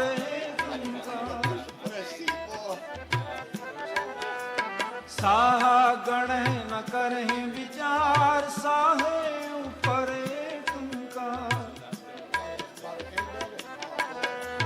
जिस गुर मिले सोई विद जाने गुरमत होए तो हुक्म पछाने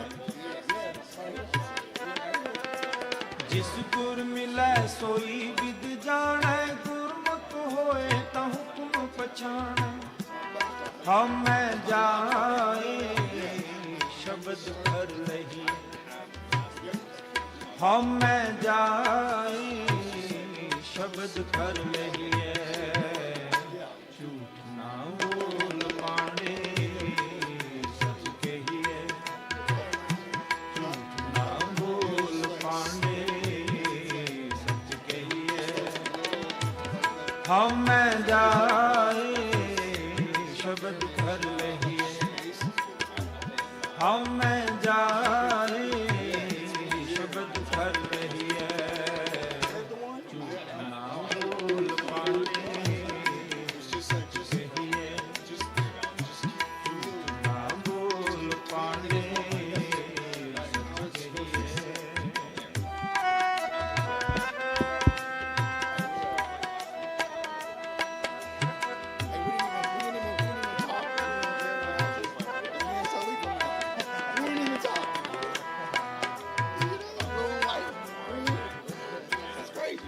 ਗਣ ਗਣ ਜੋ ਤੁਕ ਕਾਂਡੀ ਕੀਨੀ ਪੜੈ ਸੁਣਾਵੈ ਤਤ ਨਾ ਚੀਨੀ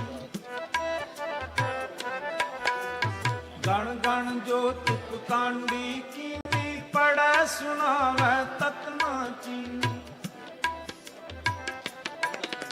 ਸਭ ਸੇ ਉਪਰ ਗੁਰ ਸ਼ਬਦ ਵਿਚਾਰ ਹੋਰ ਕਥਨੀ ਬਦੋ ਨ ਸਗਲੀ ਸ਼ਾਰ ਸਭ ਸੇ ਉਪਰ ਗੁਰ ਸ਼ਬਦ ਵਿਚਾਰ ਹੋਰ ਕਥਨੀ ਬਦੋ ਨ ਸਗਲੀ ਸ਼ਾਰ ਨਾਵੇਂ ਤੋਵੇਂ ਪੂਜੈ ਸੈਲਾ ਬਿਨ ਹਰ ਰਾਤੇ ਮੈਲੋ ਮੈਲਾ ਨਾਵੇਂ ਤੋਵੇਂ ਪੂਜੈ ਸੈਲਾ ਬਿਨ ਹਰ ਰਾਤੇ ਮੈਲੋ ਮੈਲਾ ਗਰਭ ਨਿਵਾਰ ਮਿਲੇ ਪ੍ਰਭ ਸਾਰਤ ਮੁਕਤ ਪ੍ਰਾਨ ਜਪ ਹਰ ਕੀਰਤਾਰ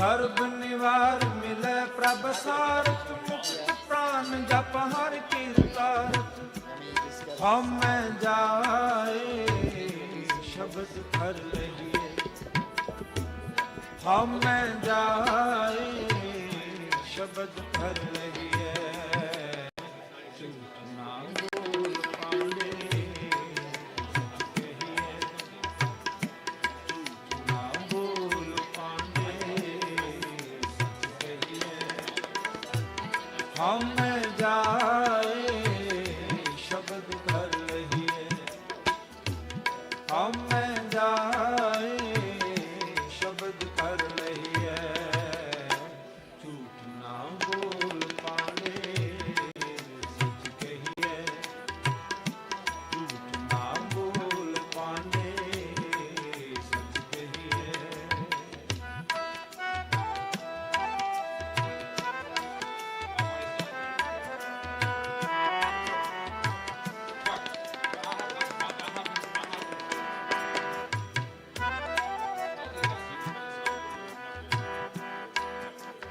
ਵਾਚੈ ਵਾਦ ਨ ਵੇਦ ਵਿਚਾਰੈ ਆਪ ਡੁਬੈ ਕਿਉ ਪਿਤਰਾਂ ਤਾਰੈ ਵਾਚੈ ਵਾਦ ਨ ਵੇਦ ਵਿਚਾਰੈ ਆਪ ਡੁਬੈ ਕਿਉ ਪਿਤਰਾਂ ਤਾਰੈ ਘਟ ਘਟ ਬ੍ਰਹਮ ਚੀਨੈ ਜਨ ਕੋਇ ਸਤਿਗੁਰ ਮਿਲੈ ਤਾਂ ਸੋਝੀ ਹੋਇ ਘਟ ਘਟ ਬ੍ਰਹਮ ਚੀਨੈ ਜਨ ਕੋਇ ਸਤਿਗੁਰ ਮਿਲੈ ਤਾਂ ਸੋਝੀ ਹੋਇ ਗਣਤ ਗਣੀ ਐਸੈ ਸਾਧੁਕ ਜੀਐ ਗੁਰ ਕੀ ਸ਼ਰਨ ਪਵੈ ਸੁਖ ਥੀਐ ਗਣਤ ਗਣੀ ਐਸੈ ਸਾਧੁਕ ਜੀਐ ਗੁਰ ਕੀ ਸ਼ਰਨ ਪਵੈ ਸੁਖ ਥੀਐ ਕਰ ਅਪਰਾਧ ਸਰਣ ਹਮ ਆਇਆ ਗੁਰ ਹਰ ਭੇਟੇ ਪੁਰਬ ਕਮਾਇਆ ਕਰ ਅਪਰਾਧ ਸਰਣ ਹਮ ਆਇਆ ਗੁਰ ਹਰ ਭੇਟੇ ਪੁਰਬ ਕਮਾਇਆ ਹਉਮੈ ਜਾਏ ਸ਼ਬਦ ਕਰ ਲਈਏ ਹਉਮੈ ਜਾਏ ਸ਼ਬਦ ਕਰ ਲਈਏ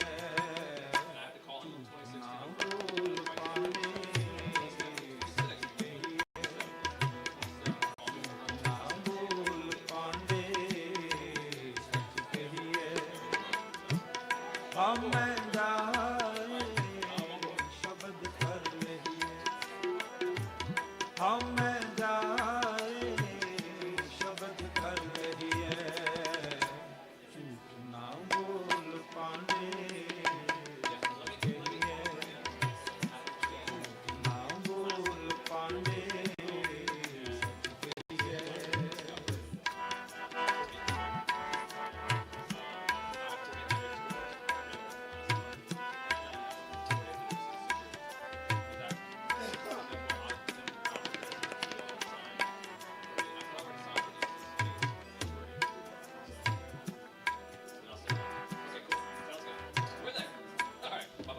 शरण न आइए ब्रह्म न पाइए परम भुलाइए जन्म मर भाई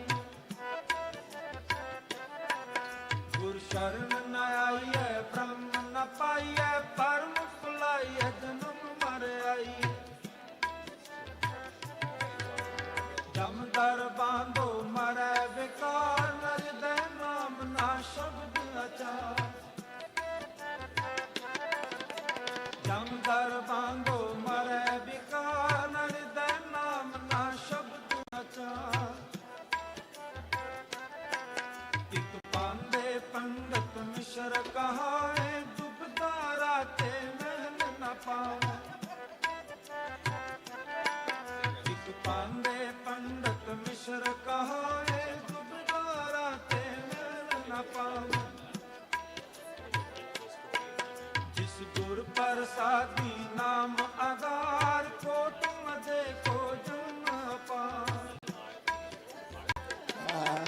जिस गुर प्रसादी नाम आधार कोट मदे को जन्म पार हम जाए शब्द कर रही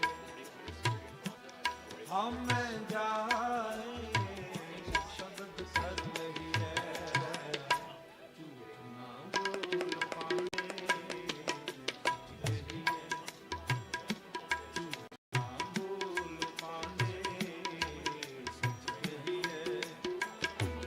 हम जाए शब्द कर लहिए हम जाए शब्द कर लहिए झूठ ना बोल पाने सच कहिए झूठ ना बोल पाने सच कहिए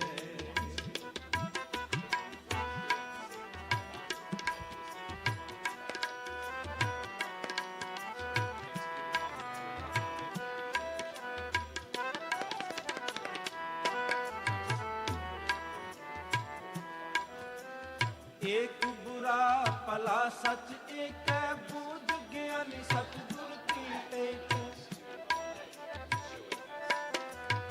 एक बुरा भला सच एक है बूझ ज्ञानी सतगुर की टेक गुरमुख विरली एको जाने आवन जाना मेट समान गुरमुख विरली एको जाने आवन जाना मेट समान जिनके हृदय एकंकार सर्व गुणी साचा विचार जिनके हृदय एकंकार सर्व गुणी साचा विचार गुर कै पाण कर्म कमावे नानक साचे साच समावे गुर कै पाण कर्म कमावे नानक साचे साच समावे हम जाए शब्द कर लहिए हम जाए शब्द कर लहिए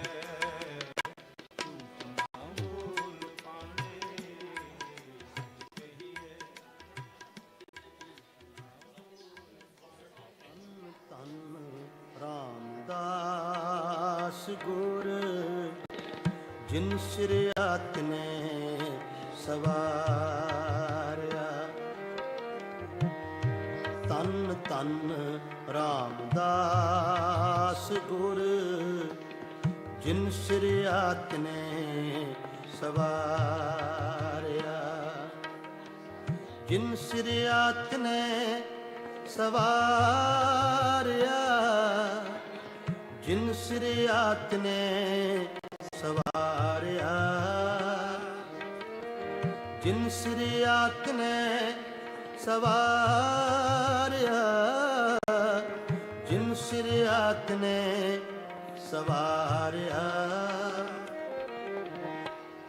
ਤਨ ਤਨ ਰਾਮਦਾਸ ਗੁਰ ਜਿਨ ਸਿਰ ਆਤਨੇ ਸਵਾਰਿਆ। ਤਨ ਤਨ ਰਾਮਦਾਸ ਗੁਰ, ਜਿਨ ਸਿਰ ਆਤਨੇ ਸਵਾਰਿਆ। ਪੂਰੀ ਹੋਈ ਕਰਾਮਾਤ ਆਪ, ਸਿਰਜਣਹਾਰ ਧਾਰਿਆ। ਤਨ ਤਨ ਰਾਮਦਾਸ ਗੁਰ, ਜਿਨ ਸਿਰ ਆਤਨੇ ਸਵਾਰਿਆ। ਤਨ ਤਨ ਰਾਮਦਾਸ ਗੁਰ, ਜਿਨ ਸਿਰ ਆਤਨੇ ਸਵਾਰਿਆ।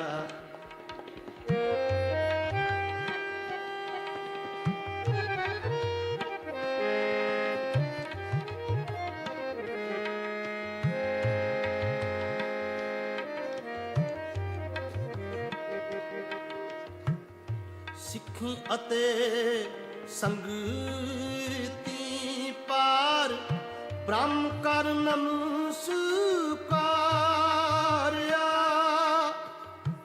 ਅਟਲ ਅਥਾਹੋ ਅਤੋਲ ਤੂੰ, ਤੇਰਾ ਅੰਤ ਨ ਪਾਰਾਵਾਰਿਆ।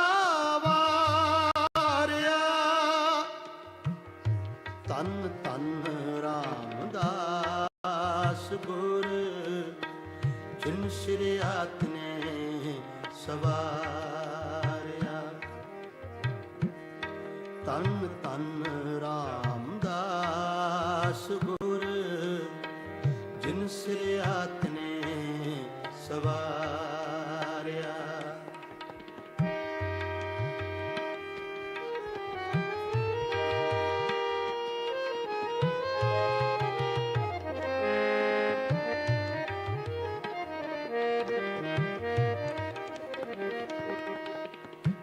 ਜਿਨੀ ਤੂੰ ਸੇਵਿਆ ਪਾਓ ਕਰ, ਸੇ ਤੁਧ ਪਾਰ ਉਤਾਰਿਆ।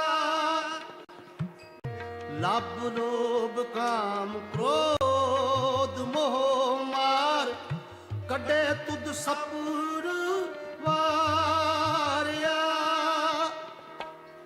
ਤਨ ਤਨ ਰਾਮਦਾਸ ਗੁਰ, ਜਿਨ ਸਿਰ ਆਤਨੇ ਸਵਾਰਿਆ। ਤਨ ਤਨ ਰਾਮਦਾਸ ਗੁਰ, ਜਿਨ ਸਿਰ ਆਤਨੇ ਸਵਾਰਿਆ।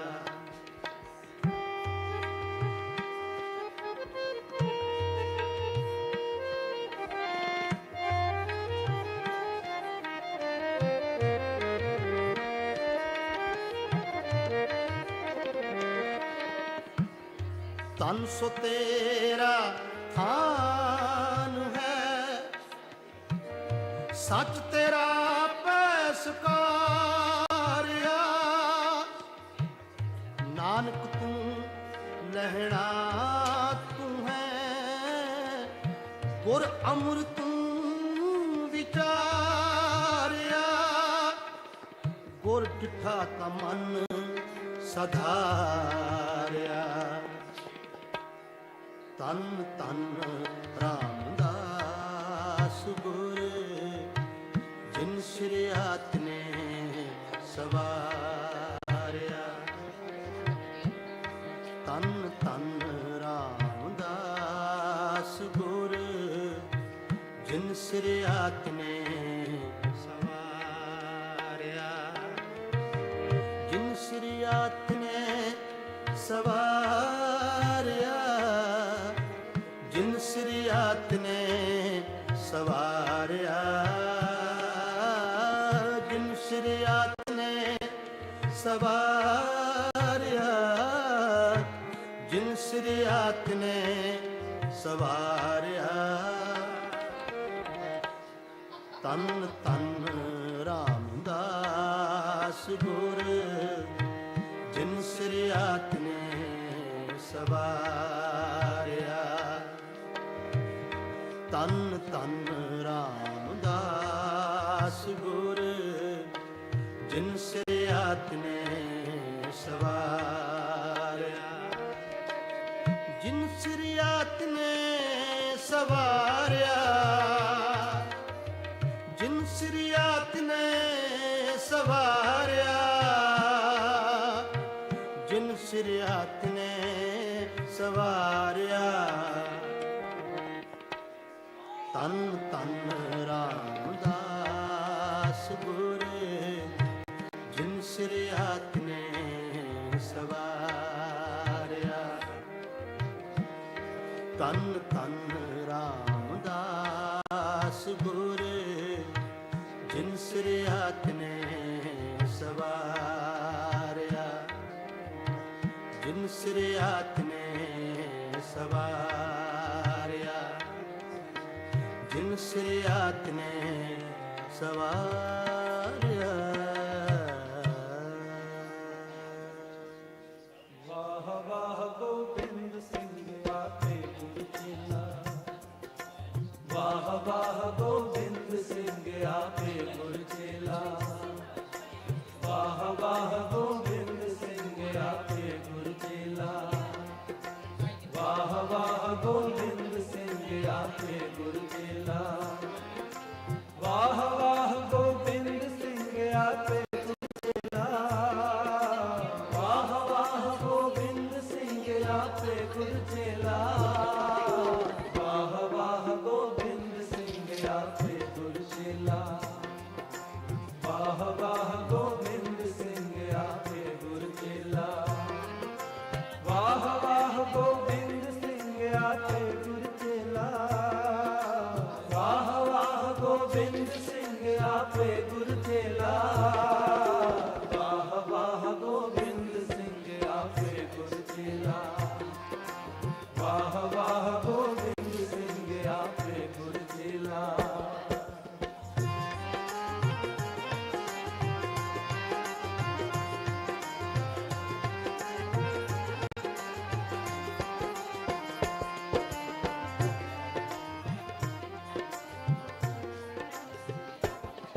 हर सच्चे तख्त रचाया सत संगत मेला,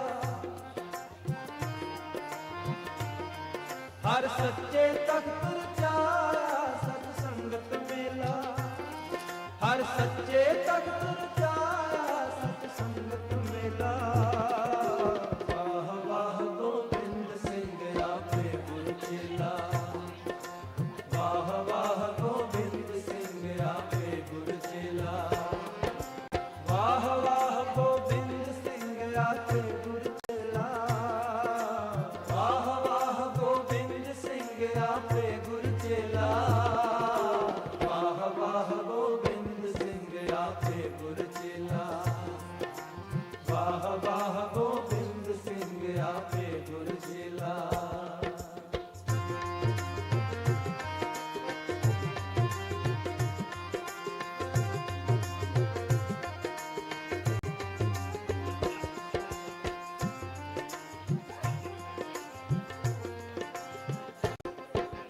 नानक निरपाल निरंकार विच सिद्धा खेला,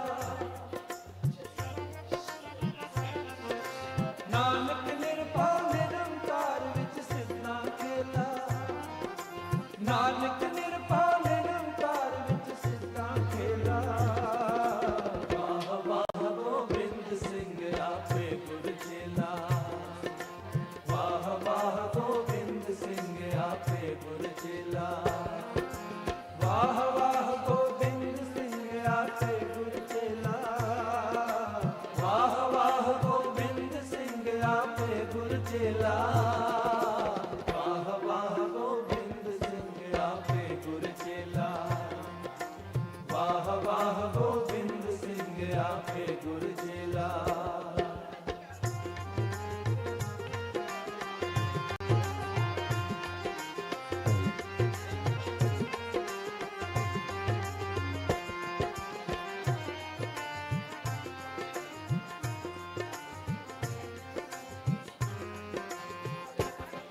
गुर सिमर मनाई काल का खंडे की बेला, गुर सिमर मनाई काल सिमर मनाई काल का खंडे की बेला।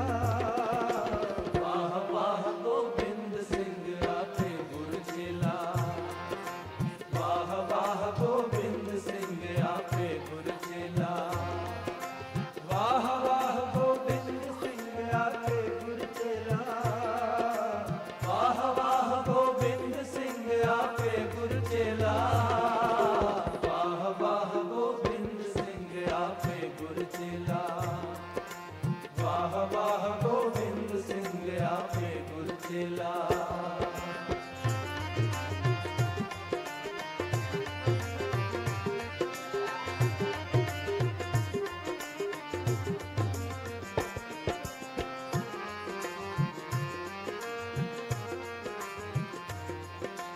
पीवो पाहल खंड तार होए जन सोहेला।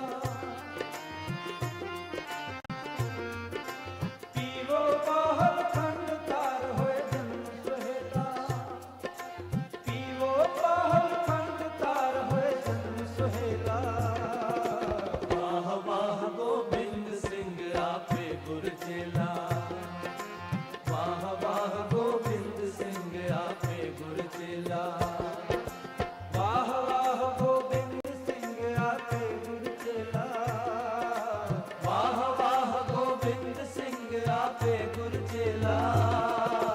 वाह वाह गोविंद सिंह आपे गुर चेला।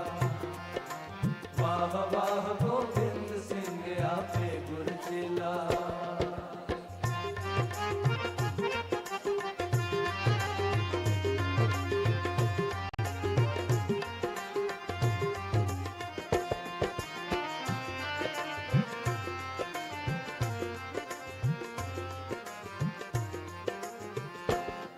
गुर संगत कीनी खालसा मन मुखी दोहेला।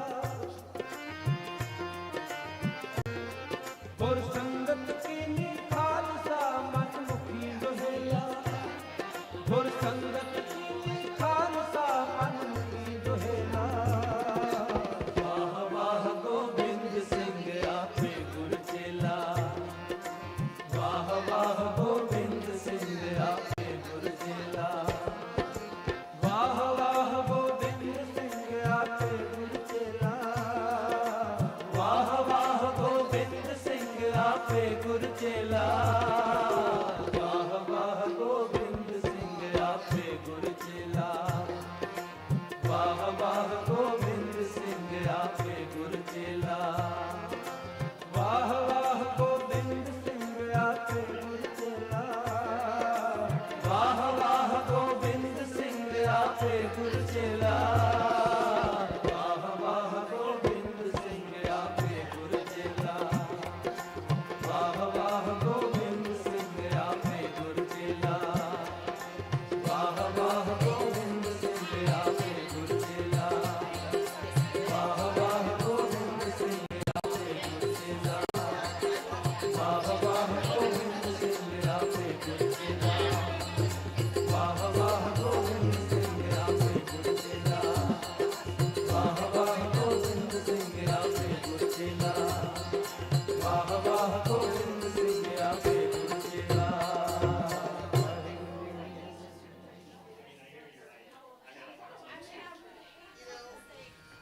I literally go like this. In the middle of the time. And then it is what it is. It's a small studio. ਹਰ ਕੀਰਤਨ ਸੁਣੇ People are doing yoga, they got their ਹਰ ਕੀਰਤਨ ਗਾਵੇ ਤਿਸ ਜਨ ਦੁਖ ਨਿਕਟ ਨਹੀਂ ਆਵੇ ਤਿਸ ਜਨ ਦੁਖ ਨਿਕਟ ਨਹੀਂ ਆਵੇ ਹਰ ਕੀਰਤਨ ਸੁਣੈ ਹਰ ਕੀਰਤਨ ਗਾਵੇ ਤਿਸ ਜਨ ਦੁਖ ਨਿਕਟ ਨਹੀਂ ਆਵੇ ਤਿਸ ਜਨ ਦੁਖ ਨਿਕਟ ਨਹੀਂ ਆਵੇ ਹਰ ਕੀਰਤਨ ਸੁਣੈ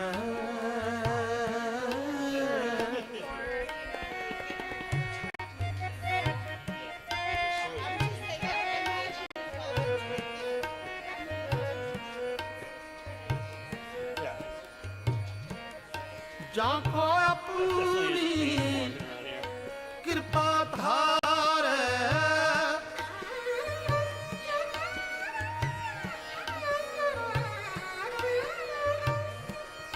ਜਾਂ ਕੋ ਆਪਣੀ ਕਿਰਪਾ ਧਾਰੈ ਸੋ ਜਨ ਰਸਨਾ ਨਾਮ ਉਚਾਰੈ ਸੋ ਜਨ ਰਸਨਾ ਨਾਮ ਉਚਾਰੈ ਹਰ ਕੀਰਤਨ ਸੁਣੈ ਹਰ ਕੀਰਤਨ ਗਾਵੈ ਤਿਸ ਜਨ ਦੁਖ ਨਿਕਟ ਨਹੀਂ ਆਵੈ ਤਿਸ ਜਨ ਦੁਖ ਨਿਕਟ ਨਹੀਂ ਆਵੈ ਹਰ ਕੀਰਤਨ ਸੁਣੈ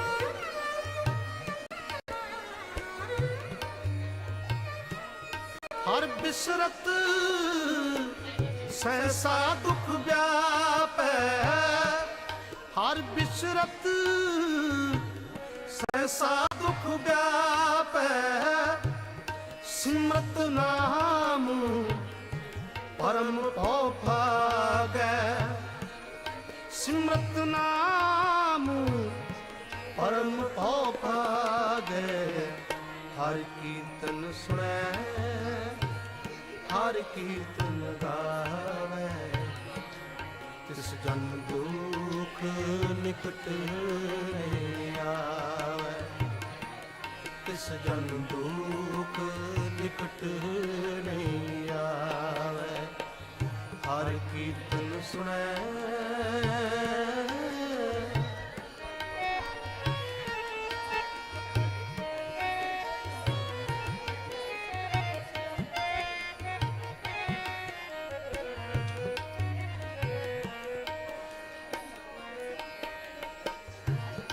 ਹਰ ਕੀ ਟਹਿਲ ਕਰਤ ਜਨ ਸੋਹੈ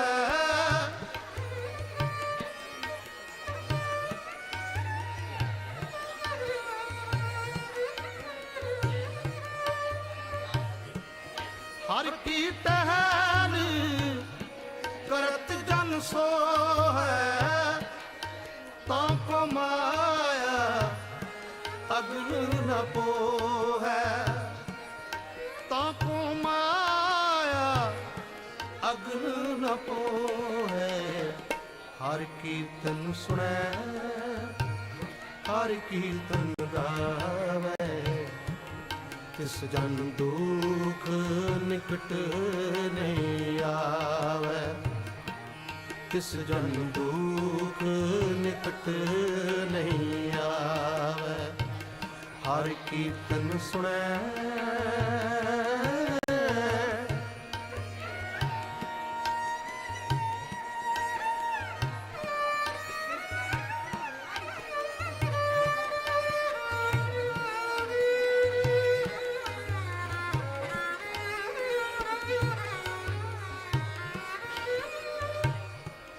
ਮਨ ਤਨ ਮੁਖ ਹਰ ਨਾਮ ਦਿਆਲ ਮਨ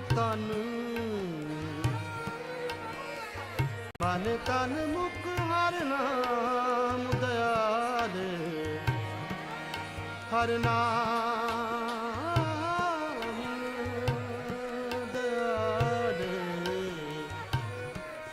ਮਨ ਤਨ ਮੁਖ ਹਰ ਨਾਮ ਦਿਆਲ ਨਾਨਕ ਤਜੀਲੇ ਅਵਰ ਜੰਜਾਲ ਨਾਨਕ ਤਜੀਲੇ ਅਵਰ ਜੰਜਾਲ ਹਰ ਕੀਰਤਨ ਸੁਣੈ ਹਰ ਕੀਰਤਨ ਗਾਵੈ ਤਿਸ ਜਨ ਦੁਖ ਨਿਕਟ ਨਹੀਂ ਆਵੈ ਤਿਸ ਜਨ ਦੁਖ ਨਿਕਟ ਨਹੀਂ ਆਵੈ ਹਰ ਕੀਰਤਨ ਸੁਣੈ।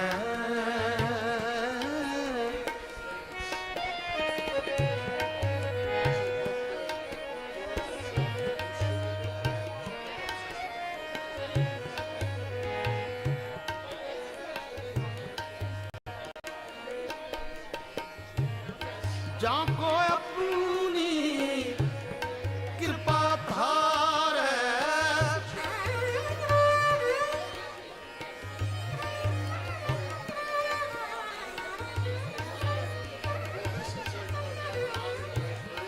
ਜਾਂ ਕੋ ਆਪਣੀ ਕਿਰਪਾ ਧਾਰੈ, ਸੋ ਜਨ ਰਸਨਾ ਨਾਮ ਉਚਾਰੈ, ਸੋ ਜਨ ਰਸਨਾ ਨਾਮ ਉਚਾਰੈ।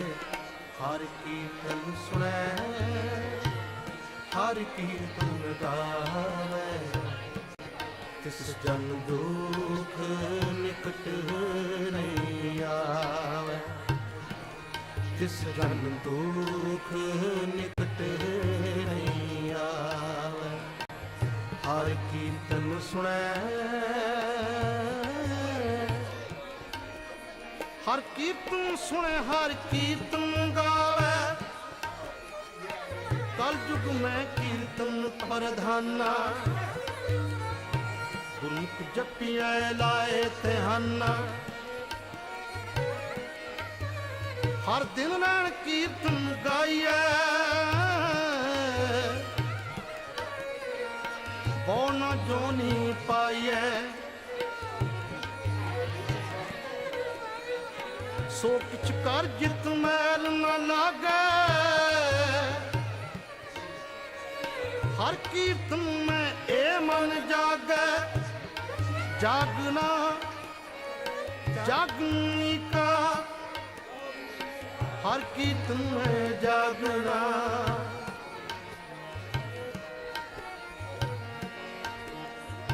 ਸੋ ਅਸਥਾਨ ਬਤਾਵੋ ਮੀਤਾ,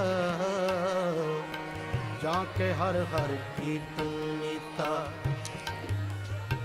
ਐਸਾ ਕੀਰਤਨ ਕਰ ਮਨ ਮੇਰੇ ਮੇਰੇ, ਐਸਾ ਕੀਰਤਨ ਕਰ ਮਨ ਮੇਰੇ, ਇਹਾਂ ਉਹਾਂ ਜੋ ਕਾਮ ਤੇਰੇ, ਇਹਾਂ ਉਹਾਂ ਜੋ ਕਾਮ ਤੇਰੇ, ਇਹਾਂ ਉਹਾਂ ਜੋ ਕਾਮ ਤੇਰੇ, ਇਹਾਂ ਉਹਾਂ ਜੋ ਕਾਮ ਤੇਰੇ। ਹਰ ਕੀਰਤਨ ਸੁਣੈ, ਹਰ ਕੀਰਤਨ ਗਾਵੈ, ਤਿਸ ਜਨ ਦੁਖ ਨਿਕਟ ਨਹੀਂ ਆਵੈ, ਤਿਸ ਜਨ ਦੁਖ ਨਿਕਟ ਨਹੀਂ ਆਵੈ। Hey, Salif. ਤਿਸ ਜਨ ਦੁਖ ਨਿਕਟ ਨਹੀਂ ਆਵੈ, ਨਹੀਂ ਆਵੈ।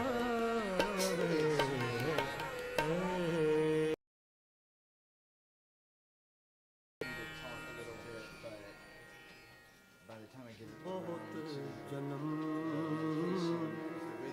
ਬਹੁਤ ਜਨਮ ਵਿਛੜੇ ਤੇ ਮਾਦੋ, ਵੇਖੇ ਇਹੋ ਜਨਮ ਤੁਮਾਰੇ ਦੇਖੇ, ਇਹੋ ਜਨਮ ਤੁਮਾਰੇ ਦੇਖੇ, ਇਹੋ ਜਨਮ ਤੁਮਾਰੇ ਦੇਖੇ। ਬਹੁਤ ਜਨਮ, ਬਹੁਤ ਜਨਮ,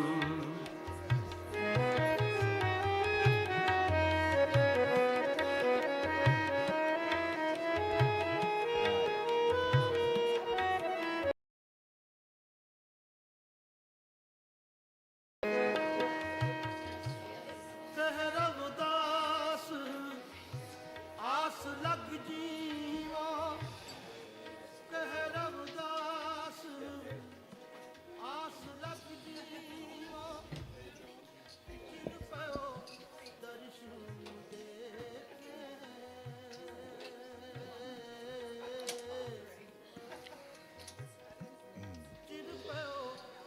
Okay.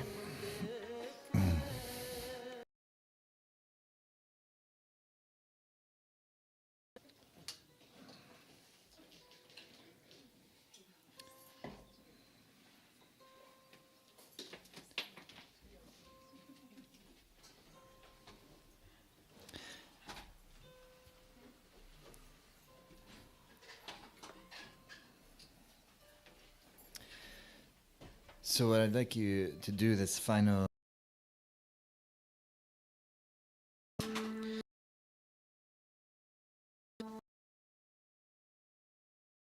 spare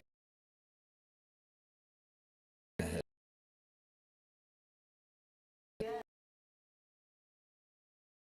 Does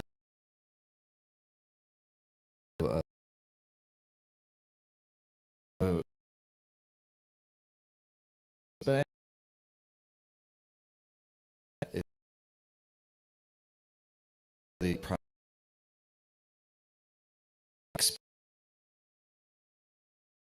to what because verse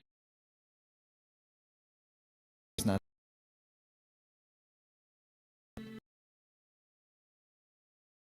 time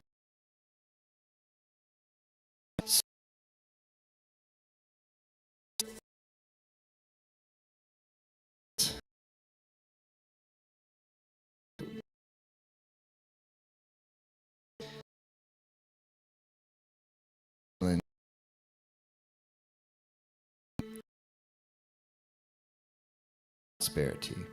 What I would like you to do is come to sit tall for a moment, and with that in mind,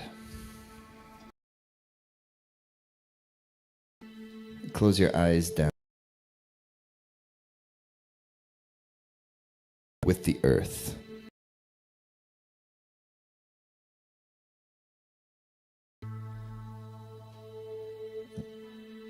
The earth that's via a cushion, the floor, whatever it is, and that allows your heart to lift up, but then your body to soften in that lifted posture. So you can kind of feel you can feel spine and the earth.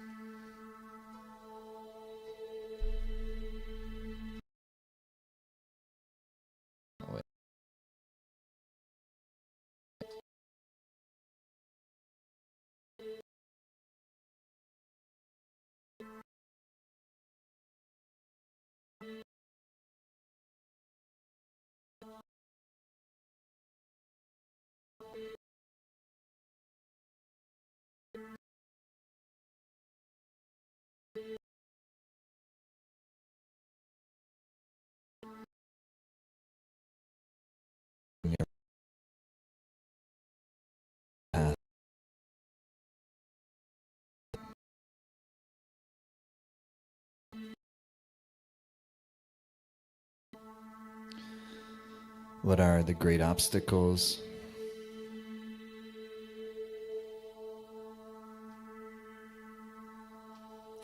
And what are the great aspirations?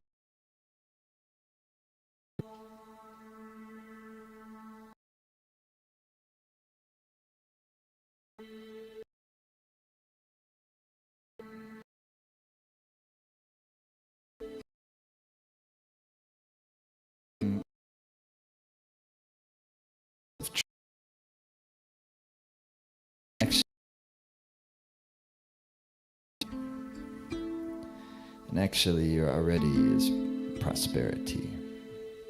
You're already prosperous.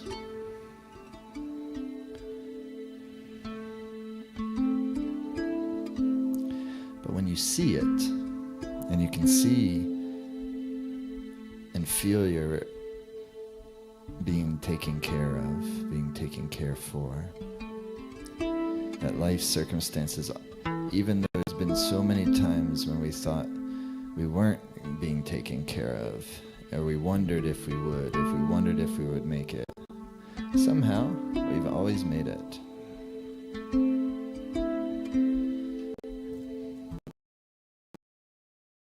Giant step beyond that. And we can be in relationship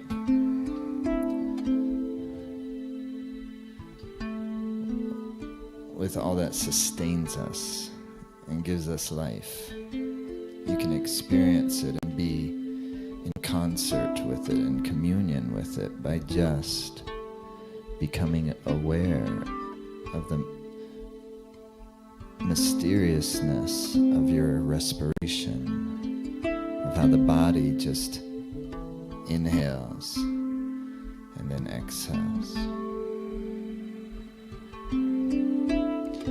See if you can make your breath so slow that it's almost suspended. And just pay attention to how it feels when the air comes in, and then how it feels as the air goes out. Soften your eyes down.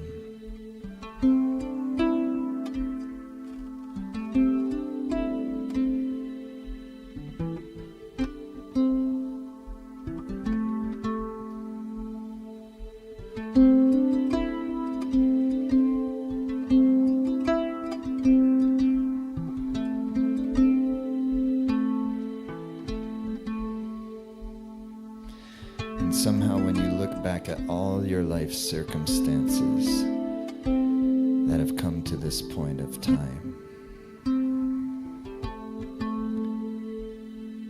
you can see, we can feel,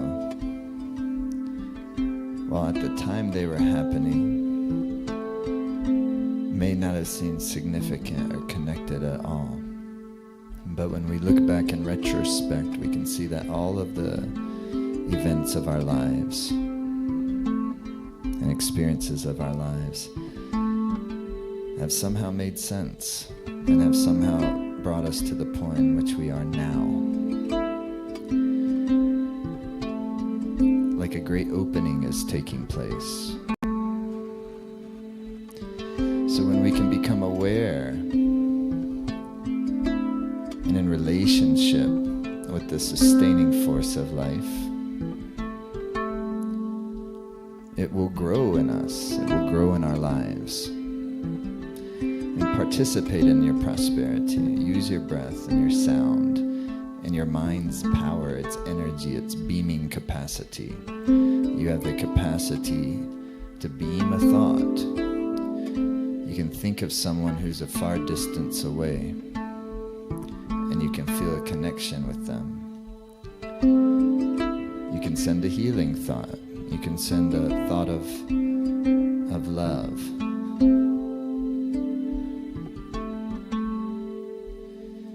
And those waves do ripple.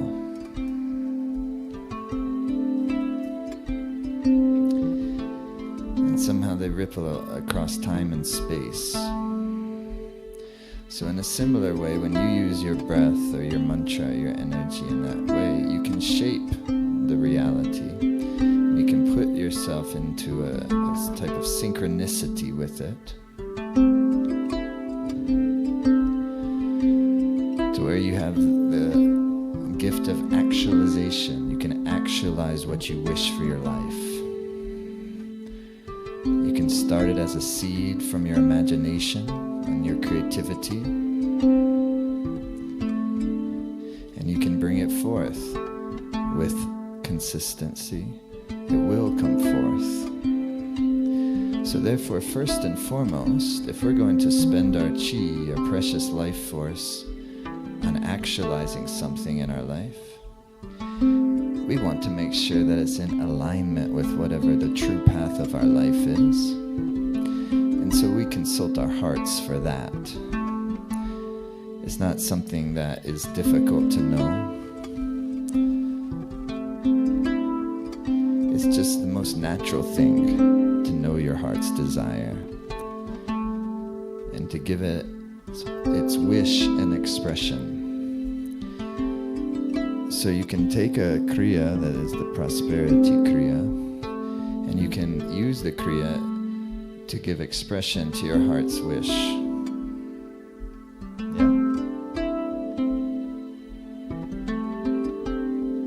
And that's what we'll do. First things first, your index fingers like this.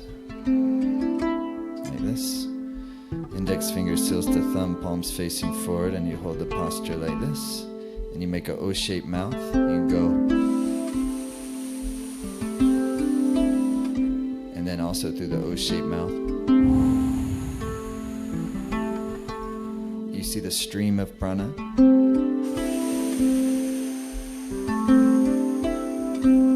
Draw it in and then control it as it goes out.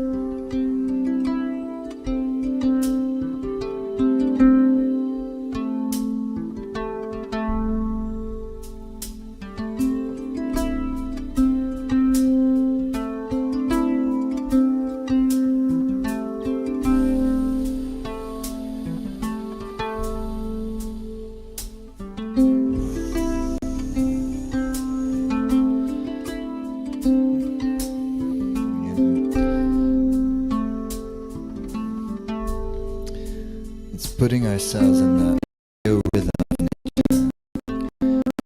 Herself is true prosperity. And when she thrives, everything thrives. So how do we put ourselves in rhythm and harmony? We can start with our very breath.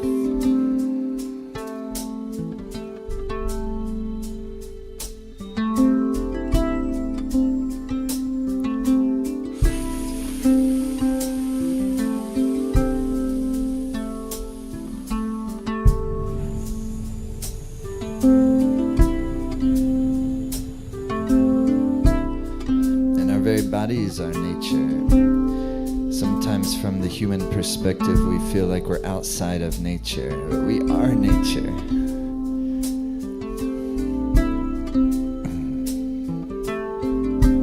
Our bodies.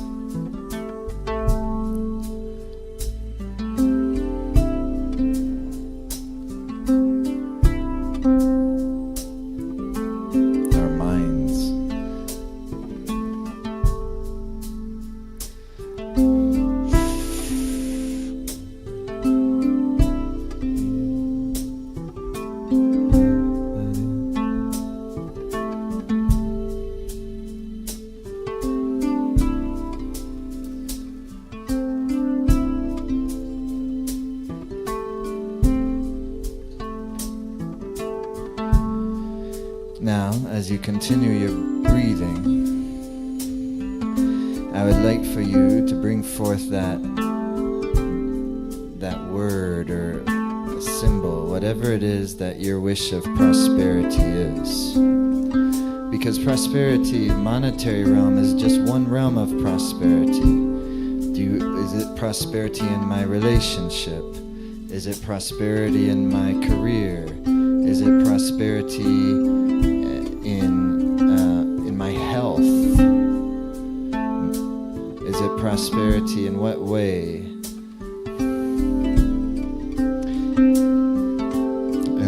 once we're clear on what this is what we really wish for, and we can wish for it in great confidence, because this is our heart's desires. Where is our pain? That sometimes will show us where our heart's desire is. Where is our longing? That'll show us where our heart's desire is. And so you can give that desire an image or a word, a symbol, a word that you can see, a symbol that you can see, and then you can what is called beam your mind. With the inhalation, beam your mind, see that symbol or see that word, and with the exhalation, see that image. If you don't think you can see it, just feel like you can see it, feel it. There's no one way to do this, it's your own, you know how your mind works the best. You are uniquely creative.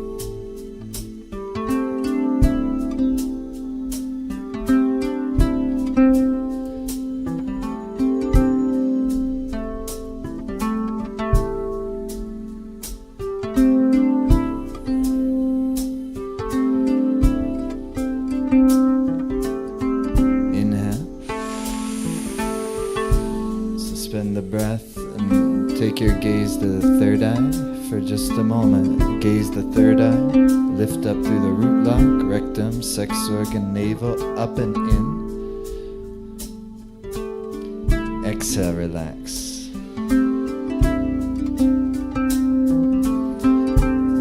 The mantra, this wonderful mantra, Hare, Hare, Hare, Hare, with Hare, Hare, Hari.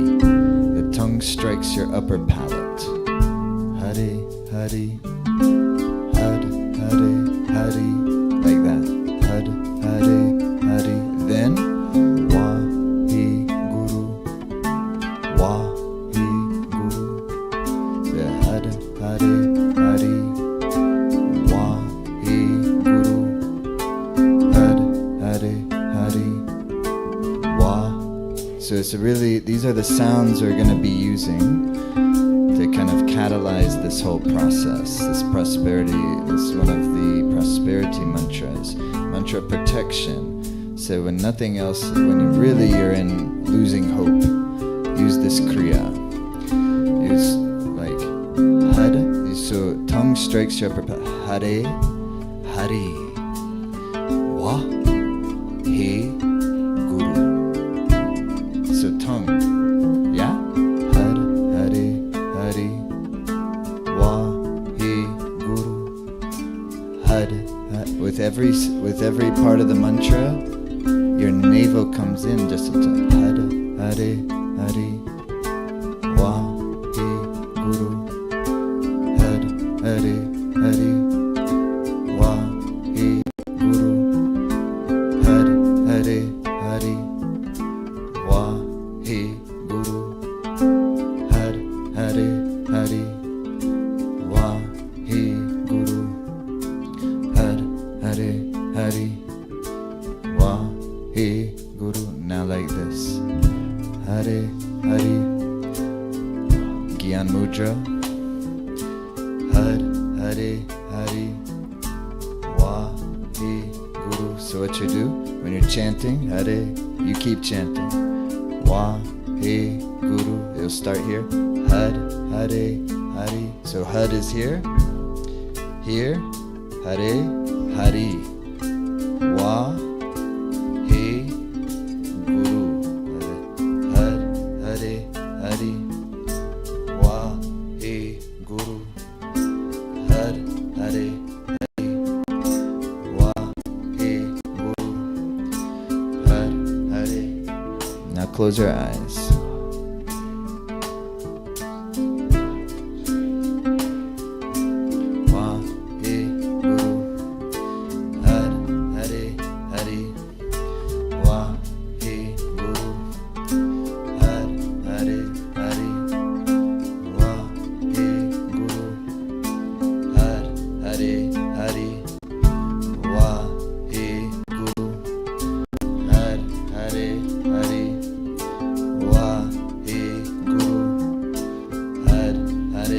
The movement, wow, it looks beautiful.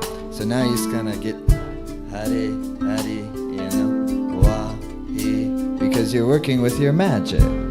And so if you're in your head the whole time, it's not very magical. Hare. So what you try to do instead is get into the sound, get into the rhythm.